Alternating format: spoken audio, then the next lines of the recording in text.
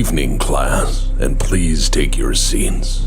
Tonight, by popular demand of the student body, we're returning to the subject of military history by discussing in detail the early years of the clan invasion.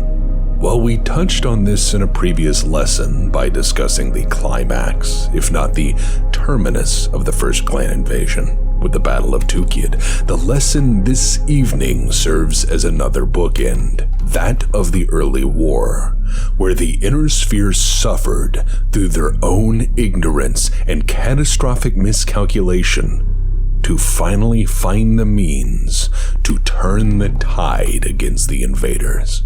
For the Inner Sphere, it is a time of hopelessness, fear, dread, destruction, chaos, and of course, heroes.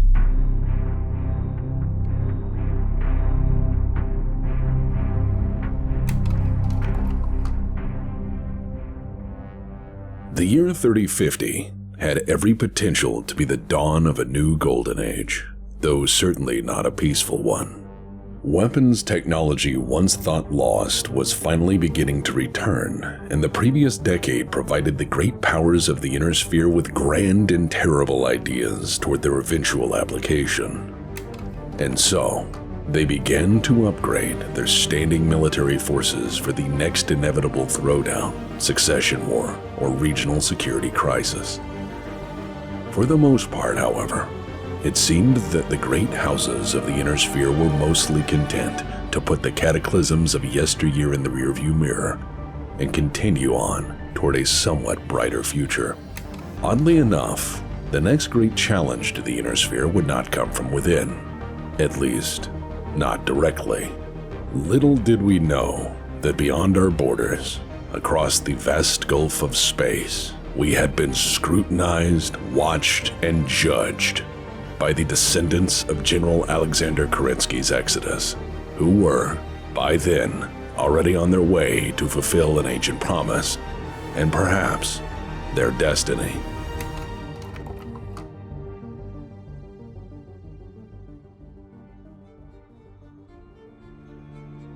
Through Nicholas Kerensky's creative interpretations of his father's impactful legacy, the clans firmly believed that the now distant Inner Sphere, once glorious under the united rule of the Star League, had since fallen to utter ruin and barbarism. The Star League, in its prime, was by their view of history a near-perfect Garden of Eden, which had been completely corrupted and then plundered by the avarice and greed of the great houses, each vying to burn that which they could not control. Despite this lens, they were not completely bitter in their outlook, for they had hope, and thus purpose. This unifying purpose was principally derived from a belief known as the Hidden Hope Doctrine. This doctrine suggested that their great father, General Alexander Kerensky, had a plan for them, and through this plan he offered a potential means by which to fulfill their eventual destiny. The genesis of this belief was General Order 137, issued mid-Exodus on the 5th of December, 2785. With this order, General Kerensky had chosen to remind his soldiers of their greater virtues in a moment of moral crisis. The speech suggested that their hardships in leaving the Inner Sphere and its relative comforts far behind was a necessary act of supreme sacrifice in order to preserve the last decent aspects of the Star League. And, perhaps, in time, they would return to the Inner Sphere and save it by virtue of superior moral character. The words of General Order 137 would eventually be inscribed at eye level in every common room of every clan worship as an eternal reminder of their shared purpose and duty. This shared belief that they would at some point in the future save the Inner Sphere would become a philosophy called the Return. The subject of the Return would in time create a philosophical divide through two occasionally warring and very distinct interpretations. Some clans would choose to interpret General Order 137 as a positive message and a renewal of purpose. These clans saw it as a reminder of their eternal duty, a long watch maintained and kept by those faithful to the Star League's moral ideologies. These clans would frame General Kerensky's affirmation of purpose as an inspiration to form a better society, one which kept the spirit of the Star League, and thus its ultimate vision for humanity's future alive. Those which held this viewpoint would become known as the Wardens, who believed their purpose was to defend the Inner Sphere, and through nobility of character and by demonstrating virtuous action, thereafter guide those under their protection toward a noble, if not brighter, future. Some clans, however, fatefully chose to interpret the Great Father's words in an entirely different manner. This opposing philosophy saw Kerensky's speech as a lasting military order from beyond the grave. These clans saw their purpose as a militant one. To them, Kerensky's order required their return to the Inner Sphere by force of arms, and to raise a new Star League from the ashes of all who stood in their way. These clans, in their chosen application of this philosophy, would become known as the Crusaders. Philosophical disagreements between these ideologies resulted in debate and occasional violence between them, as is their custom, though consensus on what to do about the now distant Inner Sphere was not truly reached until the year 3004. That year, the clans decided to fully investigate what had happened to the Inner Sphere since their exodus, and sought to gain a greater understanding of what potentially awaited them should they finally choose to return. Under the assumed name of the Wolf's Dragoons, freeborn volunteers would travel to the Inner Sphere and then, once there, undertake a decades-long odyssey of exploration and mayhem, posing as mercenaries in order to faithfully report back the actual status of their long-lost homeland. Through the course of their intelligence-gathering odyssey, the Wolf's Dragoons relayed back to the clan homeworlds a confirmation of their worst-held suspicions, suggesting an Inner Sphere very much diminished after the Star League's collapse. The clan saw that succession war after succession war had achieved nothing but ruin and mayhem, adding to an ever-increasing body count for the sake of temporary strategic outcomes. And so it seemed that Kerensky's warnings were prophetic. Needless to say, the Wolf's Dragoons' report did not bring good tidings or cheer to the clans, and so they began to debate on what to do about this. Some favored immediate action, others adopted a wait-and-see approach. And so deadlocked, time passed. Fatefully, the clan's ultimate decision to act was the result of outsiders accidentally landing on their doorstep. When the Explorer Corps was founded by Comstar Primus Adrian Sims in 2959, their official stated purpose was to chart and catalog worlds far beyond the Periphery. Their real and very covert purpose, however, was to locate long-lost Star League holdings and, if possible, determine the final disposition of Kerensky's Exodus fleet, which, unfortunately for all of us, they succeeded. In 3048, the Outbound Light, an Explorer Corps jump ship, stumbled upon Huntress, the home of Clan Smoke Jaguar. This moment of discovery did not make Clan Smoke Jaguar very happy, for in political and philosophical terms, Smoke Jaguar fell into the Crusader camp, and thus the sudden arrival of barbarians was not welcome news in the slightest. On the orders of Smoke Jaguar Khan Leo Showers, the crew of the Outbound Light was detained and thoroughly interrogated for any information about the state of the Inner Sphere and its ultimate intentions, as, alarmingly to the clans, by that time, the Wolf's Dragoons had since gone silent. Among the clans, some suggested that their turning native or embracing the Inner Sphere as their new home adequately served as damning proof of how corrupting the successor states had become. As such, the Outbound Light incident was a tipping point, which began a new and spirited debate over long-held beliefs, suspicions, and fears. And soon, the clans gathered in council to determine what was an appropriate response to this latest transgression. It seemed that after waiting so very long, the time to act was finally upon them.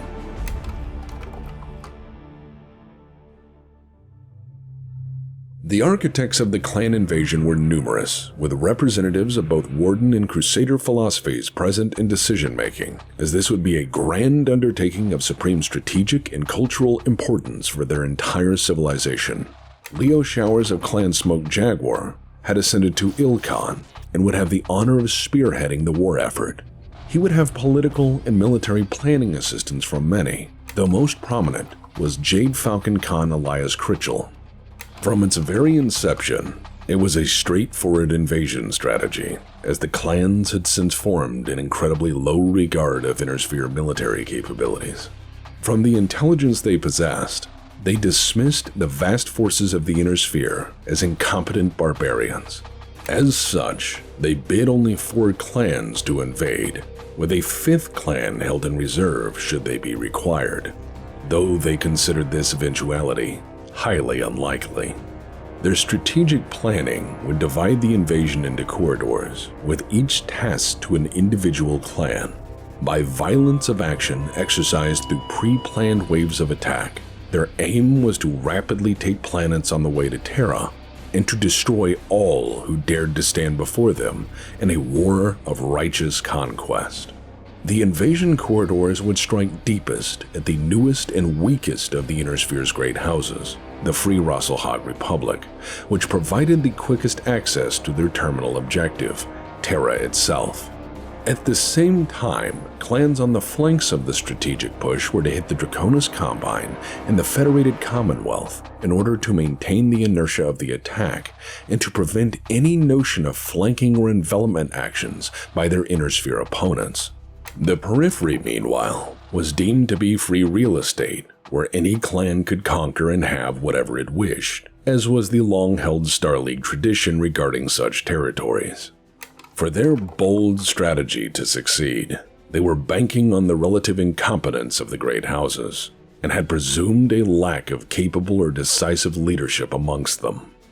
After thorough preparation and extensive trials to determine who had the honor of conquering what, the clans embarked on their long journey to the Innersphere, stretching a supply chain 800 light-years to support this bold endeavor. By 3049, they had reached the Periphery, and shortly thereafter, they struck. It would be Innersphere mercenary commands operating in the Periphery which first offered a modest challenge to the clans, though not for long. The clans, for their want to show off and test themselves against these new and exciting opponents, frequently reserved the honor of combat for their most elite forces, and so deployed the Keshiks, or Command Honor Guard units, for these initial phases of the invasion. Incredibly overmatched, the Periphery didn't stand a chance. The Battle of Sisyphus' Lament began as a pirate hunt for the Kellhounds, who had dispatched their 2nd Regiment to scour the asteroid for the remnants of Kenny Ryan's pirate band. A scout lance of the 2nd, under Lieutenant Jackson Tang, would indeed fight the pirates, though not alone and not for long. When the Hounds found the remains of Kenny Ryan's pirates, they weren't standing tall to fight, but rather already running for their lives. Chasing the remnants of the pirates were unknown mechs who, soon after destroying Kenny Ryan's forces, turned their guns on the Kellhounds with zero loss of enthusiasm. The Kellhounds, while indeed formidable as Innersphere mercenaries, found themselves swiftly outclassed by pilots genetically engineered to drive peerless war machines they had trained from adolescence to operate, and facing equipment centuries more advanced than anything they had ever seen. They were quickly stomped flat. The once potent Oberon Confederation, a pirate realm and quasi-legitimate Periphery state, collapsed by September of that year. There, Pirate King Hendrik Grimm III faced the wrath of the clans, and soon after, his regiments folded like wet cardboard under the weight of the invasion. Those who survived were captured, or escaped to tell tales of a mysterious invasion force beyond the imagination of anything yet seen. Fatefully, very few chose to believe them. By January of 3050, the clans had conquered all of the targeted worlds of the Periphery with minimal loss of equipment, and so it seemed the return was going better than they had ever expected. It was there, on the verge of invading the Inner Sphere itself, that they were met by representatives of Comstar, who held a special place in the clanners' hearts, as after all, Comstar's founder, Jerome Blake, had been placed in that post by General Kerensky himself prior to the Exodus. It seemed that destiny fated them to work together, as both organizations shared an origin point in history, and similarly, both had a vested interest in restoring the Star League. For their side of this partnership, Comstar would agree to suppress all communications from worlds targeted by the clan invasion. It would also pass military information from the Inner Sphere to the invasion fleet, and in exchange, the clans would leave Comstar alone and allow them to administer the conquered worlds. Comstar basically handed the clans every advantage they needed to maintain a rolling communications blackout through the early phases of their invasion, thus preventing meaningful response from the great houses. Comstar's envoy for negotiation was Precentor Anastasius Vogt, and despite reservations about working with the invaders and uncertainty regarding their ultimate goals, he loyally obeyed the orders of his primus, patiently biding his time and observing clan decision-makers as the invasion unfolded. On the 7th of March, 3050, the clans emerged from the Periphery to begin the invasion of the Inner Sphere. The first wave of conquest was beyond shocking to the great houses, as they had never seriously considered the potential of an invasion from beyond known space, and had for centuries prepared only to fight their neighbors. And further, the clans' way of war worked in their favor by confusing the hell out of the great houses. To clarify this point, we turn to a first-hand account from the early days of the invasion. We have no idea. Tracking. Yeah, IFF squawk is unknown. Yeah, we got them on the blower. Hold up, Colonel, these guys are weird. Fine. Cancel the alarms and put me on. I am Star Colonel Jera Carnes of the 4th Wolf Guards. What forces defend this world? And I, Colonel Hannah Caitlin, am in command here, and the 3rd Regiment of the 12th Star Guards stand ready to repulse any invaders. I demand you further identify yourself. I'm not familiar with a merc unit called the Wolf Guards. Which house do you— We are not honorless mercenaries, nor are we in the employ of your corrupt houses. Our identity is stated. You will either inform me immediately of the composition of your forces, or I will be forced to attack without the honor of the patrol, and with all the forces at my disposal. You have 1 minute. The clanners acted as swiftly as their words suggested, as within 20 minutes of this awkward exchange, the 1st Battalion of the 12th Star Guards reported contact with armored infantry supported by mechs of unknown design. The report from the front was then cut short, replaced mid-sentence by an unknown Mechwarrior incoherently screaming that the Devil's Legion had come to Icar. In the command center, Colonel Caitlin's words serve as the best summation of events that day. Alright, I give up. Who the hell are these guys? This same scenario played out across many worlds. As in most cases, by the time the defenders knew they were under attack, the clans would broadcast their exact intentions in the open by issuing a battle challenge or batchall. Tragically, in many cases, the defenders' imperfect response to these challenges factually doomed them. As under clan rules, if the challenged party does not correctly respond with a full organizational table and allotted equipment for the intended defense, the attacking clan can take that as an excuse to use their full, unrestricted assets. Thus, the path from confused to defeated in these opening days was indeed short. Those who stood their ground frequently died. Those who ran mostly died tired, wondering what sort of fresh hell had descended upon them. Those who fled the battlefield offered incoherent stories of unknown invaders from beyond who were polite enough to tell you how they'd conquer your world, and with exactly what forces they'd wagered to do so. However, the Inner Sphere is, if anything, quite capable of adapting to hardship imposed upon them. And upon realizing that the clans held a strict adherence to a way of war, one bound by honor, the Inner Sphere slowly developed the means by which to defeat them. For the clans believed that war should have rules, and the Inner Sphere had long ago decided that war does not.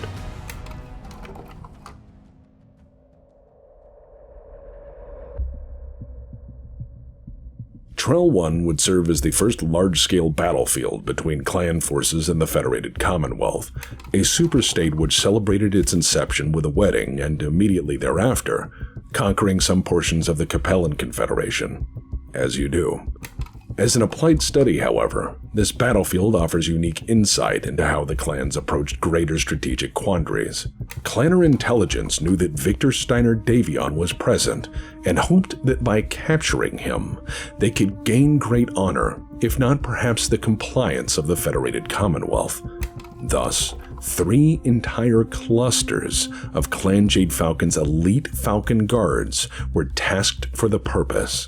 As such, the battle for Trell I marks the beginning of clanner attempts to capture high-ranking Inner Sphere leadership wherever possible.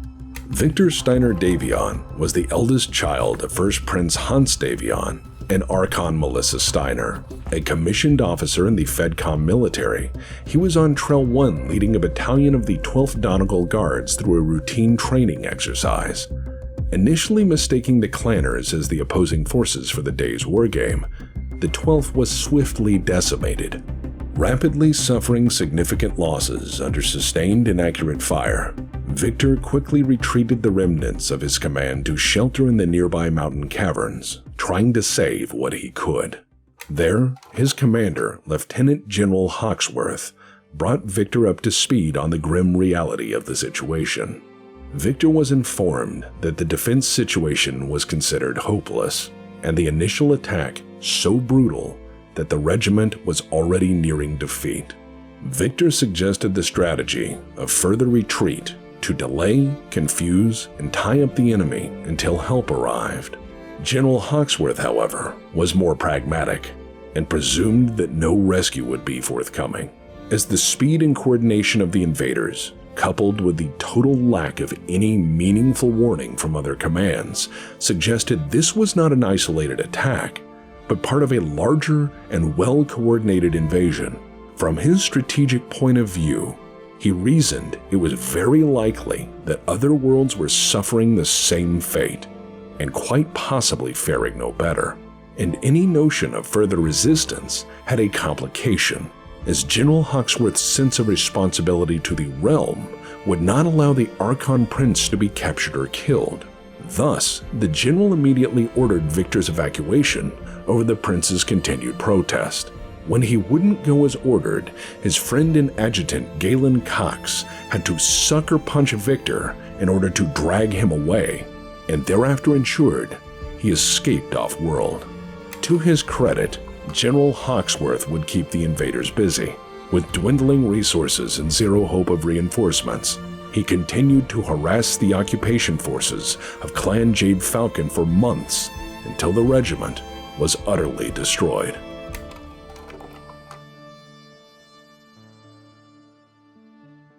Many light years away, Turtle Bay would prove another flashpoint for the invasion, as Clan Smoke Jaguar fell upon that world seeking the capture of a Curidan noble. Defending the planet was the 14th Legion of Vega, a unit nicknamed the Path of Redemption, as it was where the DCMS put its undesirable Mechwarriors. The 14th Legion was largely derided as the armpit in the arm of the dragon, with low priority for quality equipment or meaningful deployment opportunities. By Theodore Curida's time, the 14th Legion was a place where fallen and shamed Mechwarriors could potentially earn their honor back the hardest way possible. And on Turtle Bay, they died trying. They stood their ground but were hopelessly outmatched, and as such, they were fodder for the clanners' deployed forces. With the defenders annihilated, Clan Smoke Jaguar took their prize. Shosa Hohiro Kurita was the eldest son of Theodore, and thus the heir designate to the Draconis Combine. His captors left nothing to chance, choosing to hold him in an infamous Kiritan prison nicknamed Pain Mountain, which was a fortress so legendary in its long history of incarcerations that there was only one escape attempt which had ever succeeded. As fate would have it, that escapee had since become the Yakuza Oyabun on Turtle Bay. Using their underground network, resources, and knowledge of the facility, the Yakuza would free Hohiro. However, this act of defiance would have a cost. Clan Smoke Jaguar had already demonstrated a heavy hand during the occupation, but this latest transgression was an escalation of defiance they could not accept. As a response, Galaxy Commander Cordera Perez ordered all Smoke Jaguar forces to immediately withdraw from the city. The CSJ Sabercat, a warship allocated to Smoke Jaguar's Beta Galaxy, was then called in to offer the clan's rebuttal from orbit. And shortly thereafter, the warship turned its guns on Ito. No surrender was heard, nor would be accepted, and from on high, they turned the city into a funeral pyre. It should be said that some clans ruled their conquered worlds with a gentler hand. Smoke Jaguar was not among them, and in the escalation of violence visited upon the citizens of Turtle Bay, they ultimately destroyed an entire city to make a point. Gratuitous in the extreme, the destruction of Ito caused immediate backlash from within Clan Smoke Jaguar, with Star Colonel Dieter Osis immediately challenging Perez for command of Beta Galaxy. As word spread of Ito's destruction, other Crusader clans reacted in different ways, some viewing the shelling of the city as an act of self-defeat and cowardice. For to annihilate the helpless on such a scale was considered dishonorable in the extreme, if not incredibly wasteful as an act. The Warden clans, however, saw the destruction of any civilian population as a criminal act, and thus in response, Clan Wolf announced that it would bid away all naval forces in every further battle. And as the clans are bound by competitive honor, upon hearing Clan Wolf's declaration, each of them in turn had no choice but to declare the same. This choice effectively removed warships as active participants in further planetary invasions. War crimes aside, the clans had very efficiently achieved the objectives of the first wave of their invasion plan, taking 35 worlds from the inner sphere in a matter of months. Through this success, the clans felt elated, for the Great Return had become manifest, and day by day, they were fulfilling General Kerensky's hidden hope. However, complications had indeed arisen, and not leastwise with the destruction of Ito. In debriefs among the clans in council, Smoke Jaguar and Jade Falcon both inflated their successes and further stated their military objectives had been met without much complication or defiance. To contrast, Clans Wolf and Ghost Bear were more grounded and truthful in their reports, as many occupied worlds continued to resist and did not see the clans as their rightful rulers. Ghost Bear leadership even went so far as to call in favors with Clan Steel Viper for help in pacifying resistance on worlds freshly conquered. Steel Viper being who they are, this pacification program gave rise to a new category of shotgun, intended for the purposes of crowd control. Regardless of their individual challenges or complications up to this point, the clan shared a common sense of destiny, and thus an invasion schedule to keep, and so they pressed on.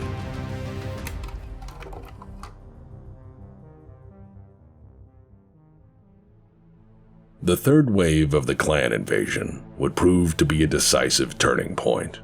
Ulrich Kerensky, Khan of Clan Wolf, had revised the original plan of attack. By broadening the scope of the invasion, he doubled the number of worlds originally targeted without additional forces bid to the task. This was a bold choice, as the clans were already suffering logistical issues at this point.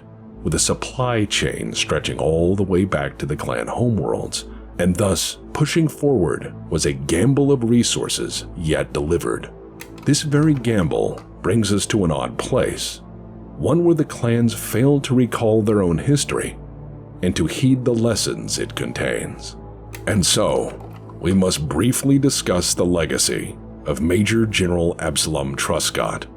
Throughout his distinguished military career in the SLDF, he demonstrated incredible aptitude as a meticulous strategic planner. As a general, he was a key member of the SLDF command staff throughout the Ameri-Civil War, eventually serving as a capable aide to General Kerensky. After the Exodus and the hard years that followed, he would become Khan Absalom Truscott, the founding leader of Clan Staradder. By that time, he was likely one of the last surviving members of the SLDF in exile who had any notion of how grand-scale warfighting actually worked. His immortal words stand as an eternal reminder to heed the basics of strategy, and most specifically, the critical topic of logistics. Centuries down the line, his warnings appear almost prophetic.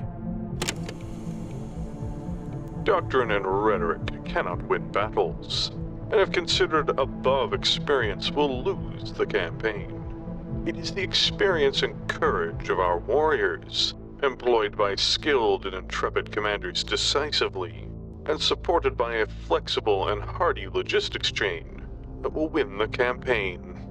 In the absence of one, or even two, battles may be won, but the campaign will be lost. Our warriors are experienced and courageous, and our commanders are certainly intrepid. It is in the realm of logistics where we continue to fail.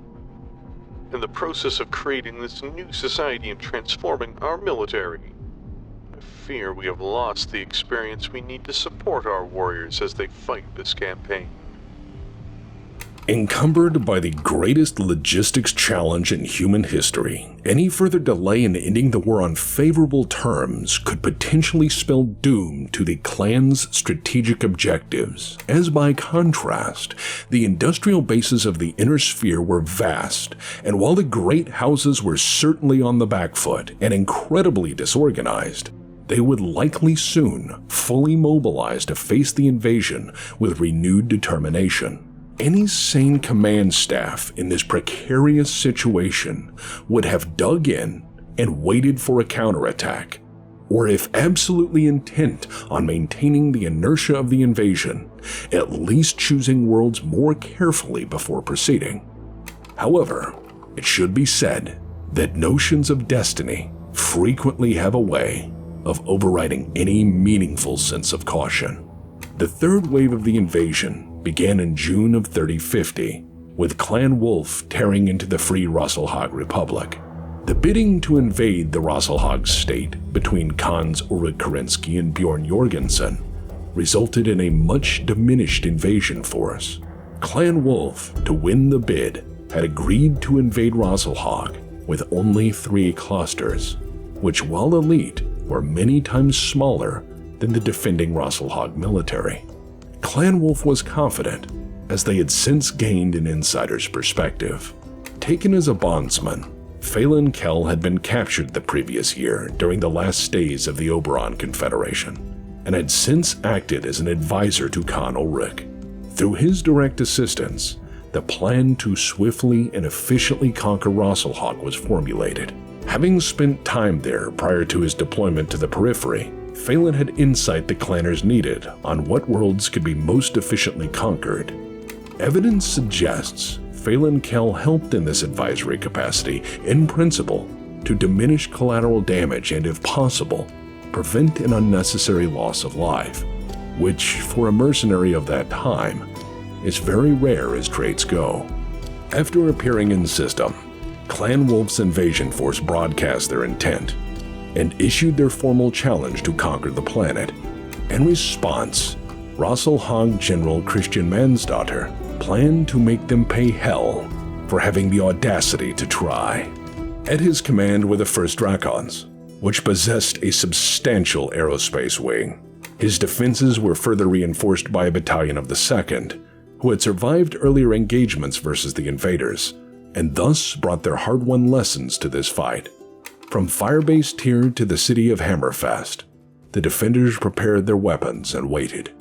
Their plan was for a mobile defense, to make the invaders pay for every meter of ground, every city block, and then to harass the enemy until the invaders gave up, or all the defenders were dead. However, Rasalhague had a massive, homegrown disadvantage.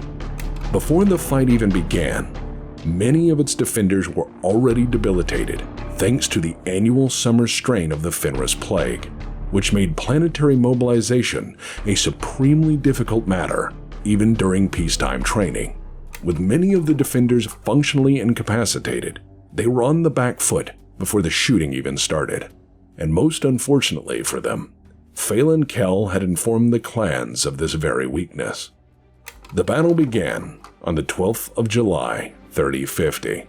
Even diminished due to the plague, the defenders of Rasalhague gave Clan Wolf's 279th Battle Cluster absolute hell. While indeed very brave, with many fighting for their homes, they were no match for the disciplined might of the Clanner War Machine. By the end of day 1, the defenders of Tyr were pushed back to their positions just outside the city and prepared to be overrun, fully intent on selling their lives dearly in order to delay the invaders.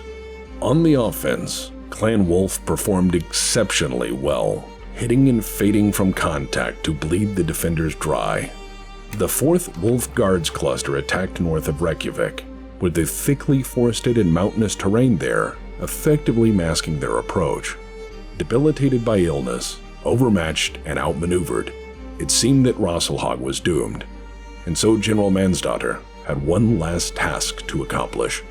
To this end, he ensured the elected prince of Rasalhague, Hakon Magnusson, escaped the world, and ordered the entire Arrow Wing of the First Drakons to escort him to safety. This choice effectively sent a good portion of their remaining forces to abandon the defense of the planet, but the Rasalhague defenders believed that if the prince lived free, so did the Republic, and thus their sacrifice was not in vain. And with this mission accomplished, they prepared themselves for their final stand. They fell back to the capital city of Reykjavik, and like a Viking saga, these fanatical warriors refused to surrender, and instead stood their ground to fight and die for their land, for their freedom, for their sons and daughters, and for their republic. For 2 full days of hell, Clan Wolf tried to make them break, throwing all they had at the city's defenses.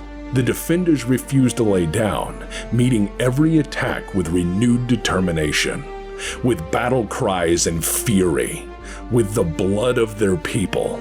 By the end of the fight, the city itself was a cratered moonscape covered in the burning hulks of destroyed machines, the pieces of ruined battle mechs, and the bodies of the fallen. It is estimated that 70% of the city was destroyed by the end of this apocalyptic engagement, and while the city's defenders had indeed fallen, any sense of victory from Clan Wolf was premature. The planet had more defenders, and emboldened by the defense of Reykjavik, they too refused to surrender. This was their home. They were a free people, and they aimed to remind the invaders of this fact. Firebase Tyr would hold out for another month, requiring Clan Wolf to lay siege in order to bomb them out. And even after that, the fight continued, as General Mansdottir escaped, and thereafter mounted a continued resistance and insurgency for another full year, fully intent on stacking clanners like cordwood until they finally made him stop. Even after he was captured, his second-in-command continued the fight. For the clanners, 3050 was the beginning of true hardship, as while Rasalhague had burned, its elected first prince had escaped via jump ship, and thus organized resistance would continue. Other attempts to capture the leadership of the Inner Sphere had been met with similar outcomes, with forces willing to fight and die to keep them free. Indeed, many other worlds were defiant until the end, content to stop the invaders, if for only a day, or, failing that, to carry lessons off-world which might stop them completely. Slowly, the Inner Sphere was waking up, realizing that these invaders required a firmer hand.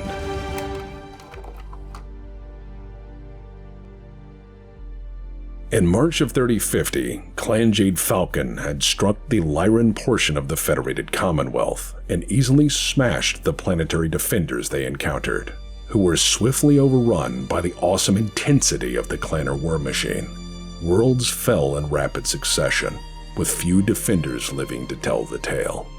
In June of that year, the planet Twycross fell to the very elite of Clan Jade Falcon, the Falcon Guards. At that time, the planet was lightly defended by the Tamar March Militia, which was a unit with near no combat experience, and at the very best, second-rate equipment. While unable to deliver a line fight to the clans, the militia quickly changed tactics, and instead wisely decided to go asymmetrical in their response. Through guerrilla warfare, the militia was able to buy enough time for a semi-orderly evacuation, and to get much-needed intelligence off-world. While not historically significant on the battlefield, the bravery of the Tamar March Militia offered a chance at success, which would in part help turn the tide of the overall war. Their experience with Jade Falcon tactics, mechs, equipment, and combat capabilities would provide the Inner Sphere insight they had lacked, and thus laid the foundation for a successful counterattack. Soon after, under Morgan Hasek Davion, the AFFC gathered on Sudaden to plan a strike in order to show the clanners that nobody just waltzes into the Inner Sphere and gets away with it. Under his command were reinforcements summoned from powerful mercenary units and further bolstered by freshly mobilized House military forces. Victor Steiner Davion, who had been evacuated from Trell I earlier in the invasion, joined the contingent at this time and was transferred to the 10th Lyran Guards, a unit which had not seen meaningful action since the Succession Wars, but was nonetheless shuffled into the strategic deck out of grim necessity. Exhaustively, the command staff pored over every scrap of intel that had escaped the clan invasion corridor and thoroughly reviewed the battle reports taken from units who had worked to their very end to provide useful information against their invaders. It was soon realized that there was no easy way to counter the clans in a peer engagement, or to even identify and prepare for where they would strike next. So, in typical FedCom fashion, they decided to go on the offensive. Reverting to pre-Succession War thinking, they realized their counterattacks in this war would rely on numbers to overcome the differences in technology or lack of power projection. Thus, offenses would consist of entire divisions, not mere regiments or piecemeal mercenary deployments. Accordingly, it was understood that this would be a war of attrition, one where the clanners would be ground under the weight of Inner Sphere madmen supported by the greatest military-industrial complex in the galaxy. The last stand of the Tamar March Militia would provide them the means. Twycross was home to a weather pattern known as the Diabolus, which was a massive and continuous sandstorm so severe that it potentially neutralized any range or detection advantages that clanner technology provided. On any other world, the FedCom forces on the offense would be detected and immediately outmaneuvered by the clans, who could bring accurate firepower to bear at greater ranges than their Inner Sphere counterparts. However, here was a battleground where they might be able to even the odds by using the storm as cover, and thus Twycross immediately went from case study to prime objective thanks to its remarkably terrible weather. Additionally, because of Twycross's appallingly permanent sandstorm, most of the population lived underground, and thus losses to its cities or vital industries could be minimized regardless of the forces allocated to the operation or how they chose to fight. This meant that the FedCom task force could go gloves off and burn half the planet with near no concern for collateral damage. The last intelligence from Twycross has suggested that at most, a single clanner regiment was holding the world as a defensive garrison. And so, with no better options apparent, the operation was greenlit. Little did they know how wrong they were.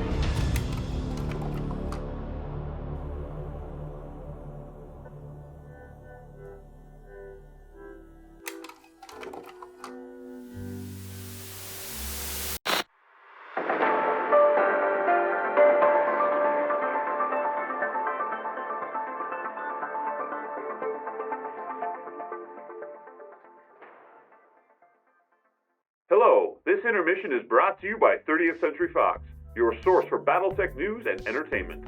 Welcome, I am Paul, and I'll be your host for the intermission. The countdown timer in the bottom lets those during the premiere know how long they have to get more whiskey, popcorn, or bacon. First off, I'd like to thank you for showing up at the premiere, which as always is raising the roof for charity. What you may not know is that for the last 5 years, Tex and the Black Pants Legion have raised roughly $500,000 US in charity, saving people's lives, homes, and even a Christmas or two. So if you want to help, the donation bar is over there on the right. As for news, Tex and the Depth Stream on WBPL 76 on Twitch most Fridays. Boy. What? That fucking Prius didn't even stop. It just ran itself up the side of my fucking truck like a drunk using the guardrail. Wait, what lane's he in? He's in the middle lane. He's in the middle lane, huh? Yeah.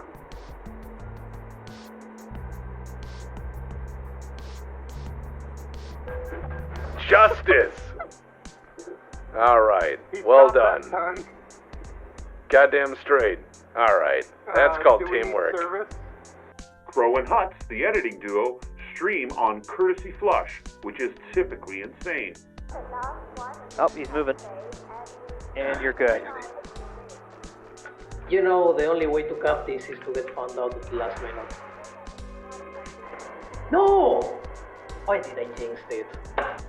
Why did I jinx it? Why did you jinx it? And the BPL has a podcast and a website, both of which are very above average. If you want to help pay for artists, keep the production running, here's the Patreon. Keep in mind, Tex just put it back into production, and it took a concentrated effort to the entire community for 11 years to force him to take a cut. He likes making stuff more than he likes making money. And if you're interested in weekly Battletech news about all that's going on in our fandom, please check us out, link below, at 30th Century Fox. And now, back to the show.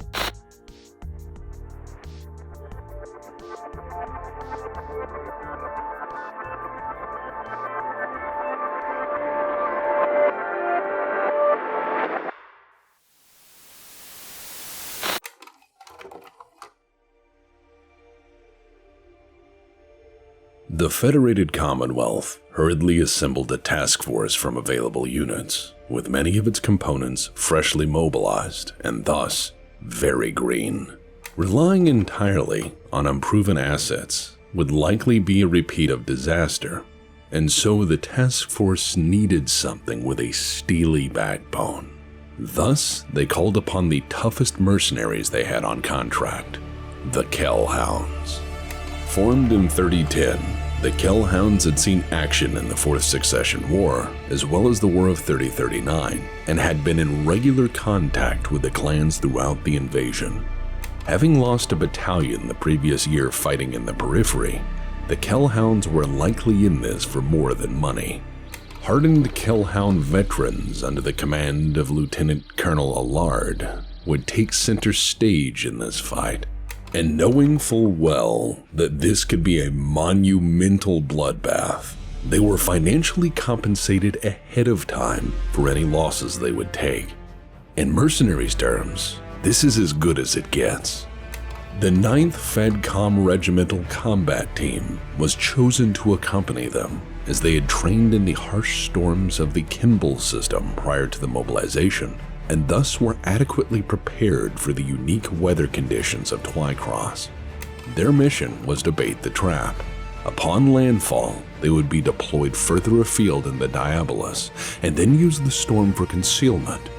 Proceeding under cover, the 9th RCT would plant mech decoys around their landing spot on the Plain of Curtains, and then hopefully draw the clanners in, where the rest of the FedCom forces could then join battle and try to overwhelm the clanner garrison on more favorable terms. The 10th Lyran Guards would be the task force's backup and strategic reserve. The 10th Guards are a historically significant unit, called at one time the Thundering Elephants. Composed of hand-picked applicants who were then extensively screened for loyalty, the 10th Guards was historically the command granted to future Archons of the Lyran Commonwealth. However, the 10th had not seen action since the Fourth Succession War, and did not participate in the War of 3039, so by this time they were considered extremely green and ultimately untested. While indeed incredibly inexperienced compared to the Kellhounds, the 10th was full of exceptionally loyal, well-trained Mechwarriors driving freshly mobilized battle mechs.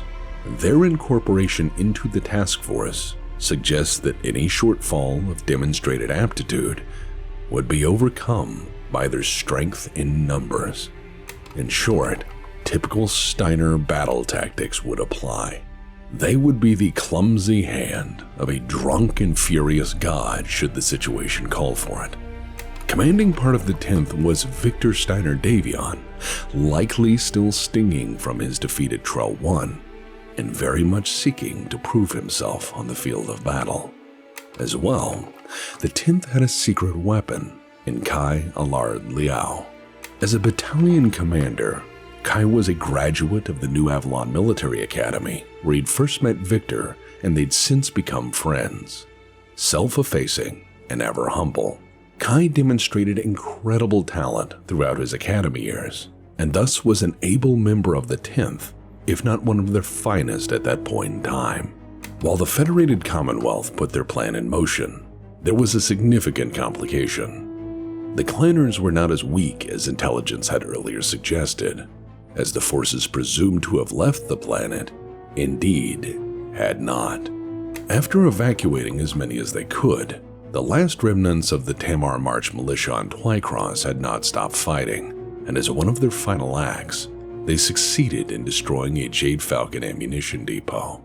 This modest act of insurgency prompted Star Colonel Adler Malthus, commander of the Falcon Guards Cluster, to delay his departure and handover to second-line garrison forces. He believed there was still work to be done on the planet, and so he missed his jump ship window. To better understand his thoroughness and determination as a battlefield commander, we must examine his combat record to this point in history, which was the stuff of legend. I cannot understate the proven lethality of the Falcon Guards. Of the 12 entire FedCom and mercenary regiments the Jade Falcons destroyed by this point in time, a total of 4 were annihilated by the Falcon Guards alone. Malthus was their ferocious leader, with a near-flawless combat record across many difficult campaigns, each in their own right worthy of glorious song and story. It was he who led the Falcon Guards to victory on Barcelona, where his breakthrough in supporting the 9th Talon Cluster had utterly shattered the 17th Sky Rangers. On Toland, his forces annihilated the 2nd Regiment of the 12th Star Guards. And on Apollo, he'd fought the 2nd Gravewalkers and the Apollo Militia both, and won handily. This was as well perhaps his most notable achievement, as the weather of Apollo was hellish and the defenses of that world significant. The extensive defensive fortifications of Apollo were originally modeled off the Castle Bryan fortresses used by the SLDF, and their construction on Apollo had been ordered by Stefan Amaris himself. And even with the odds so stacked against his success, Malthus swiftly conquered that world all the same. Ever resourceful, bold, and brave, he was a fierce commander, and the Falcon Guards were perhaps the greatest part of Jade Falcon's Gamma Galaxy, and thus, very likely, some of the best fighters in the Inner Sphere at that point in time. And the Federated Commonwealth Task Force, already en route, had no idea they were there.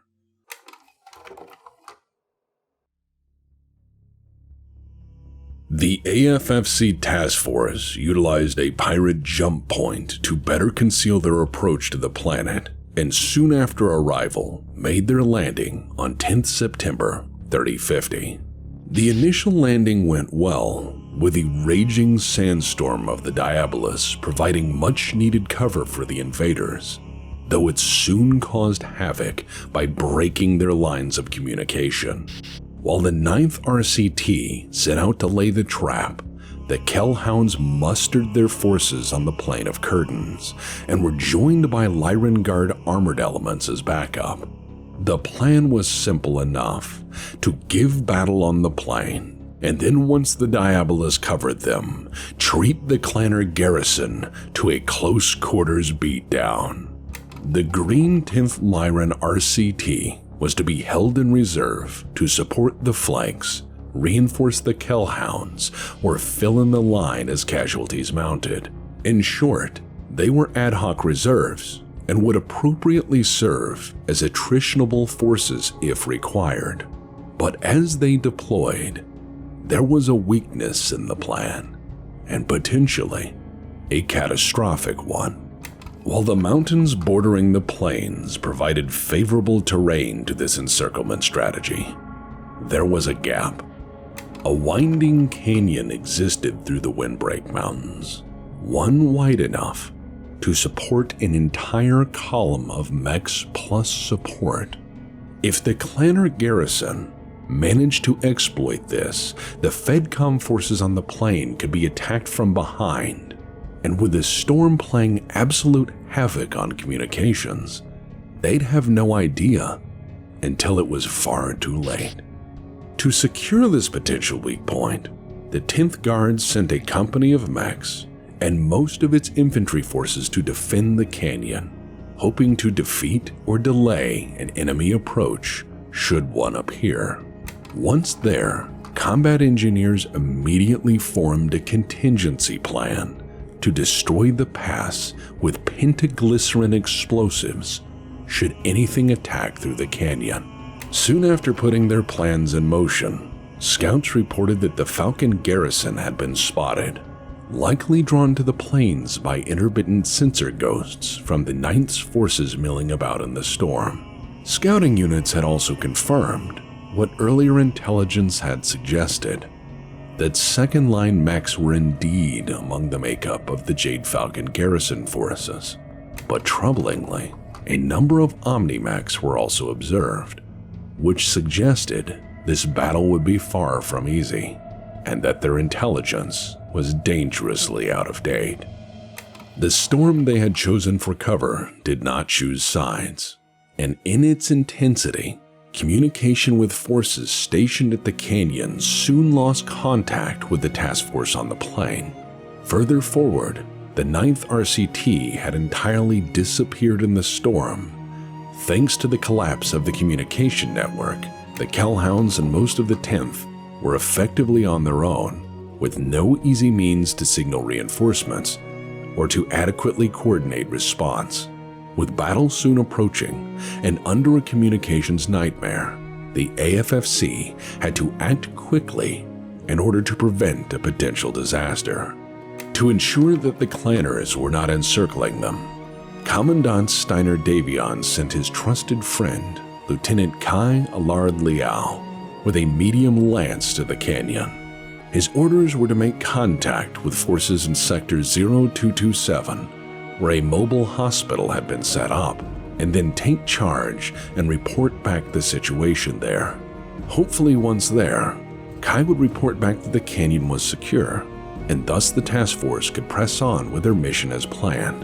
The Kellhounds, likely worried the 10th Lyran Guards had no backbone, sent picket forces to the rear of their formation, hoping to provide some semblance of a warning if Clan Jade Falcon had indeed broken through, or perhaps to act as blocking forces should they decide to buckle and flee. Soon enough, they would have their answer.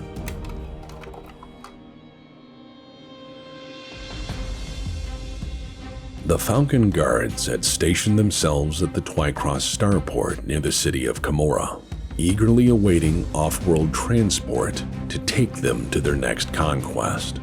Once they heard that garrison forces of the Jade Falcon Eyrie had spotted unknown invaders on the Plain of Curtains, the Falcon Guard mounted up and swiftly moved to engage.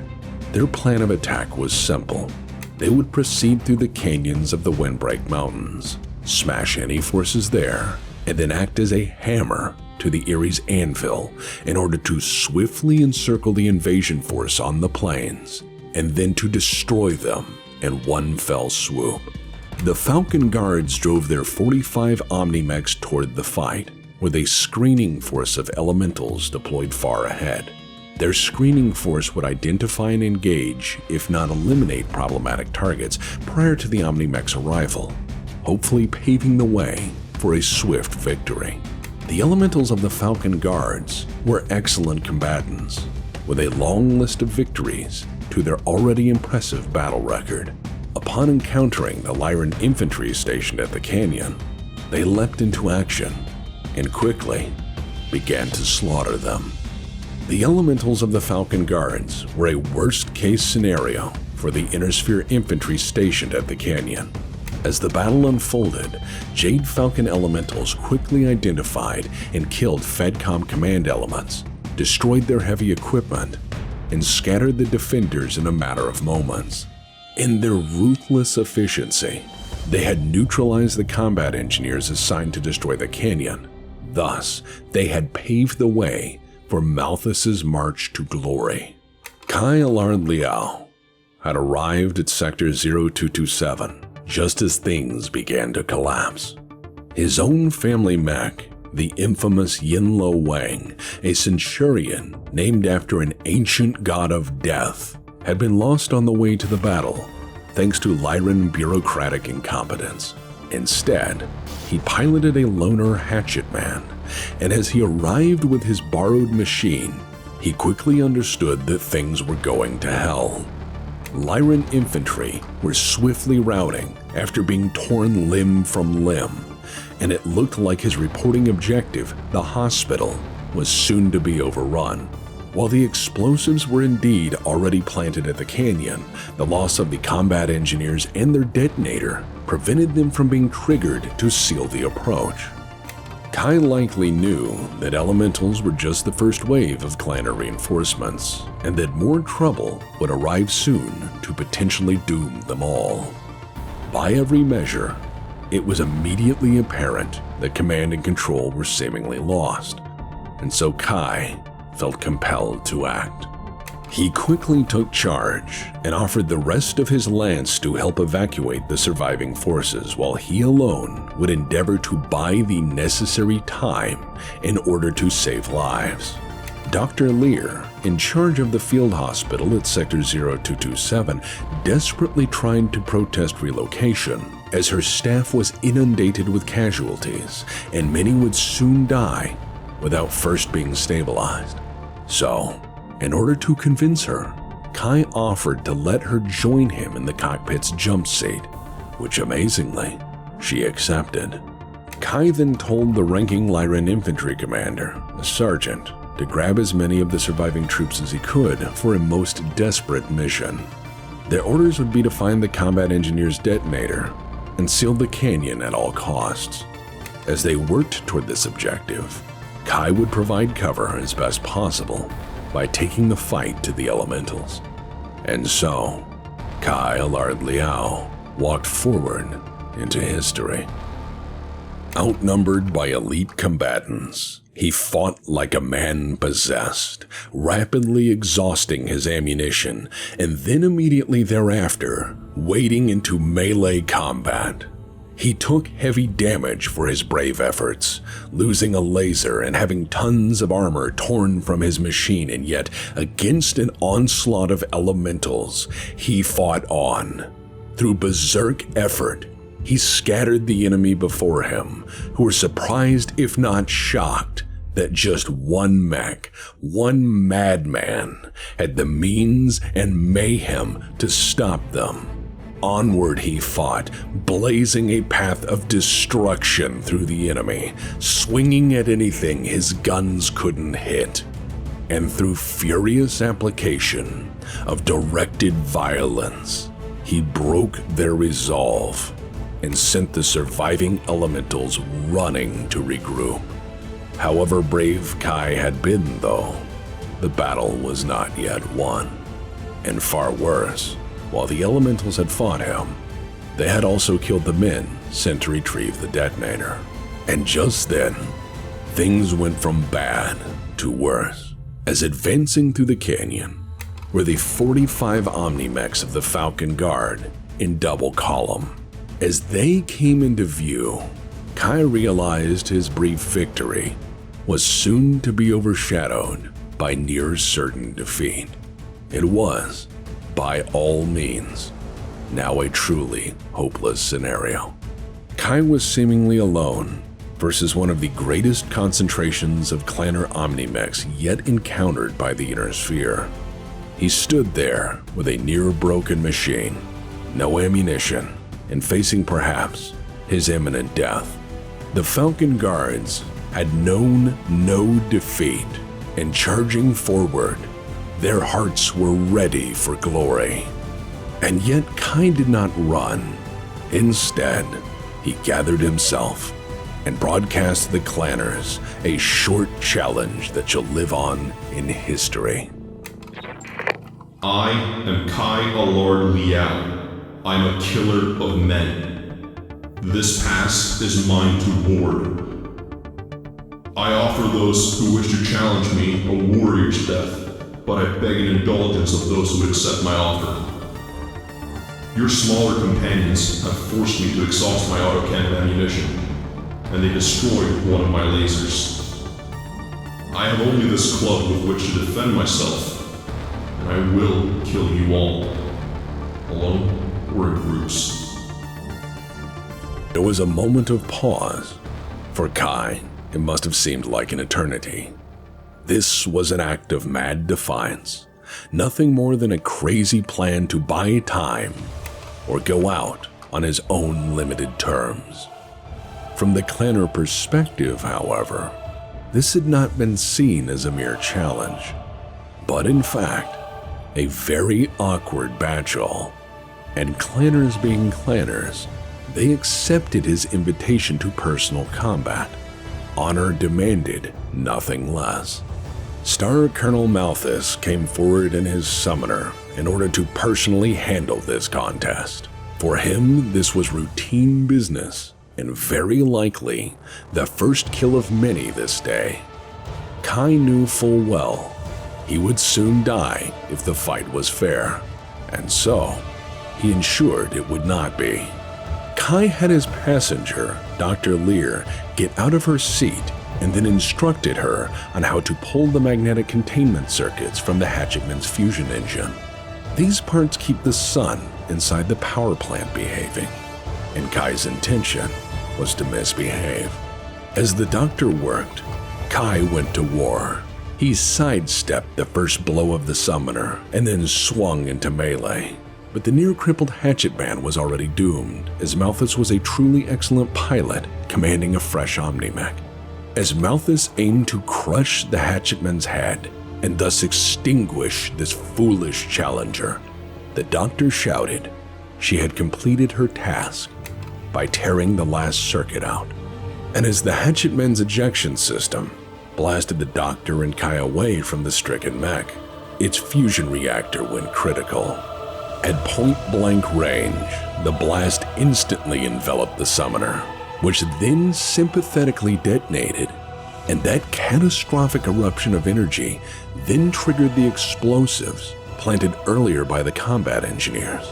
Chain reactions continued, explosion after explosion roaring down the walls of the canyon, blasting tons and tons of rock from the canyon walls, which then came crashing down in waves of crushing debris. And as such, Kylard Liao buried the Falcon Guards.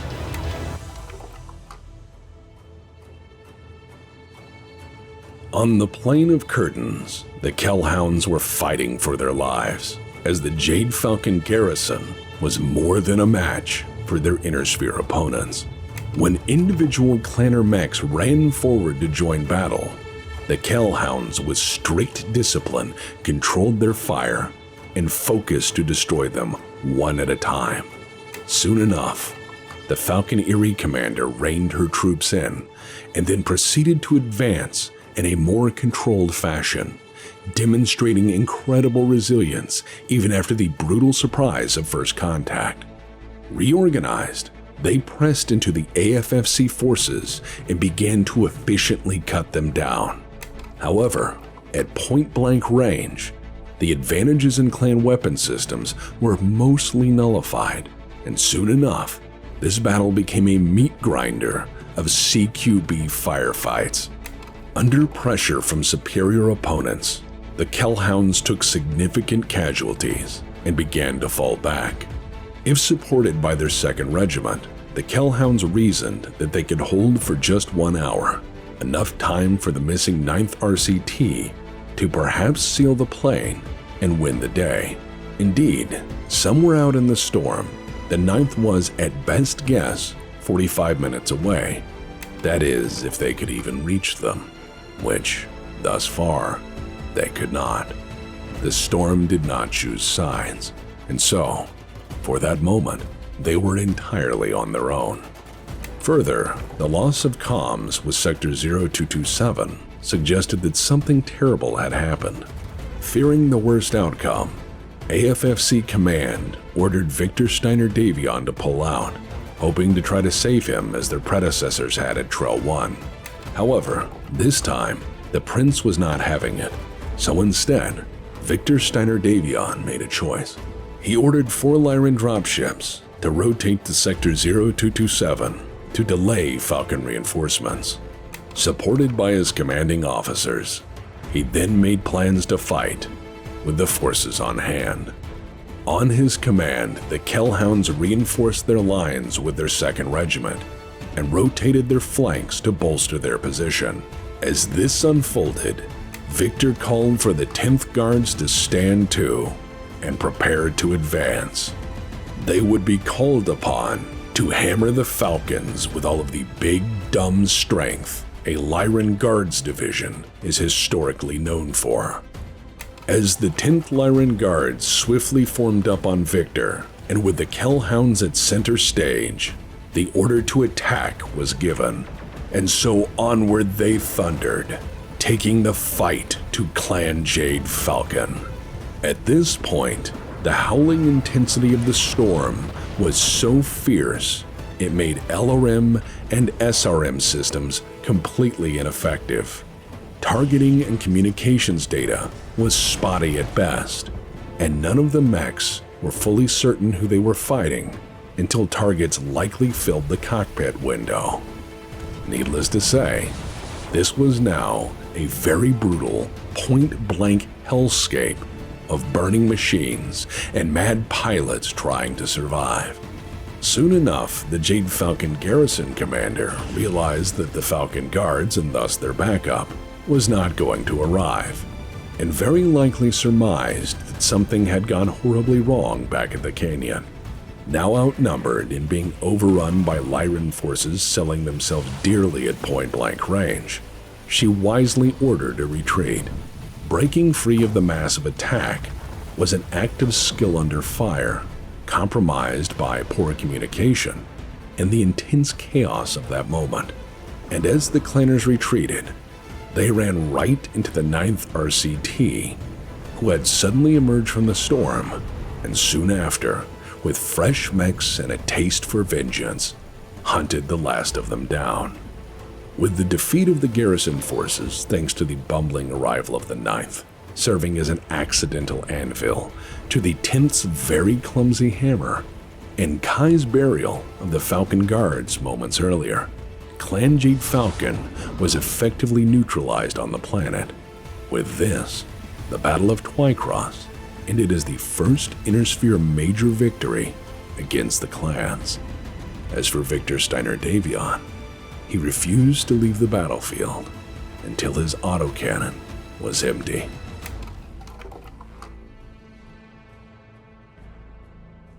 Post-battle, the task force took prisoners and hauled away broken clan equipment as legitimate salvage, seeking technological treasures perhaps hidden in the broken machines of their adversary.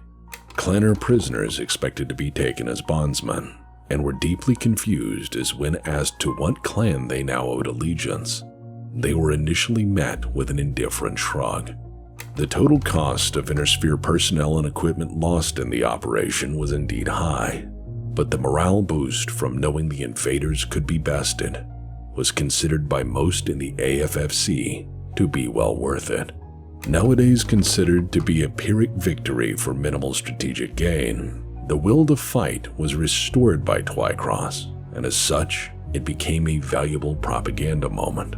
However, the actual legacy of the battle was not in propaganda, but the validation of military strategy. Twycross proved the value of old techniques and tactics, which had made that victory possible. The Federated Commonwealth had standardized their combined arms formations to more closely mimic those of the Star League era, and to further the effectiveness of these regiments, they applied doctrine and tactics which did not stray far from the ancient theories of absolute war. These were methodologies from which the Intersphere had strayed during the Succession Wars due to mounting logistical and resource limitations, if not the malaise of Intersphere strategic thinkers during those times. And while the Commonwealth may have been the first to hit back, they were not alone in taking the fight to the clans, as Victor Steiner Davion was not the only Intersphere noble to redeem themselves against the invaders that year. It would be House Kurita that would drive the second blow into the clan invasion. The miserably warm swamps of Wolcott would be the stage for a triumph of Kuritan battle strategy. The location for the battle was carefully dressed for the invaders' arrival, with local defenders hanging long metal strips from the trees in order to fog clanner sensor returns. This, coupled with the miserable heat haze of the swampy marsh, would remove any sensor advantage the clanners had.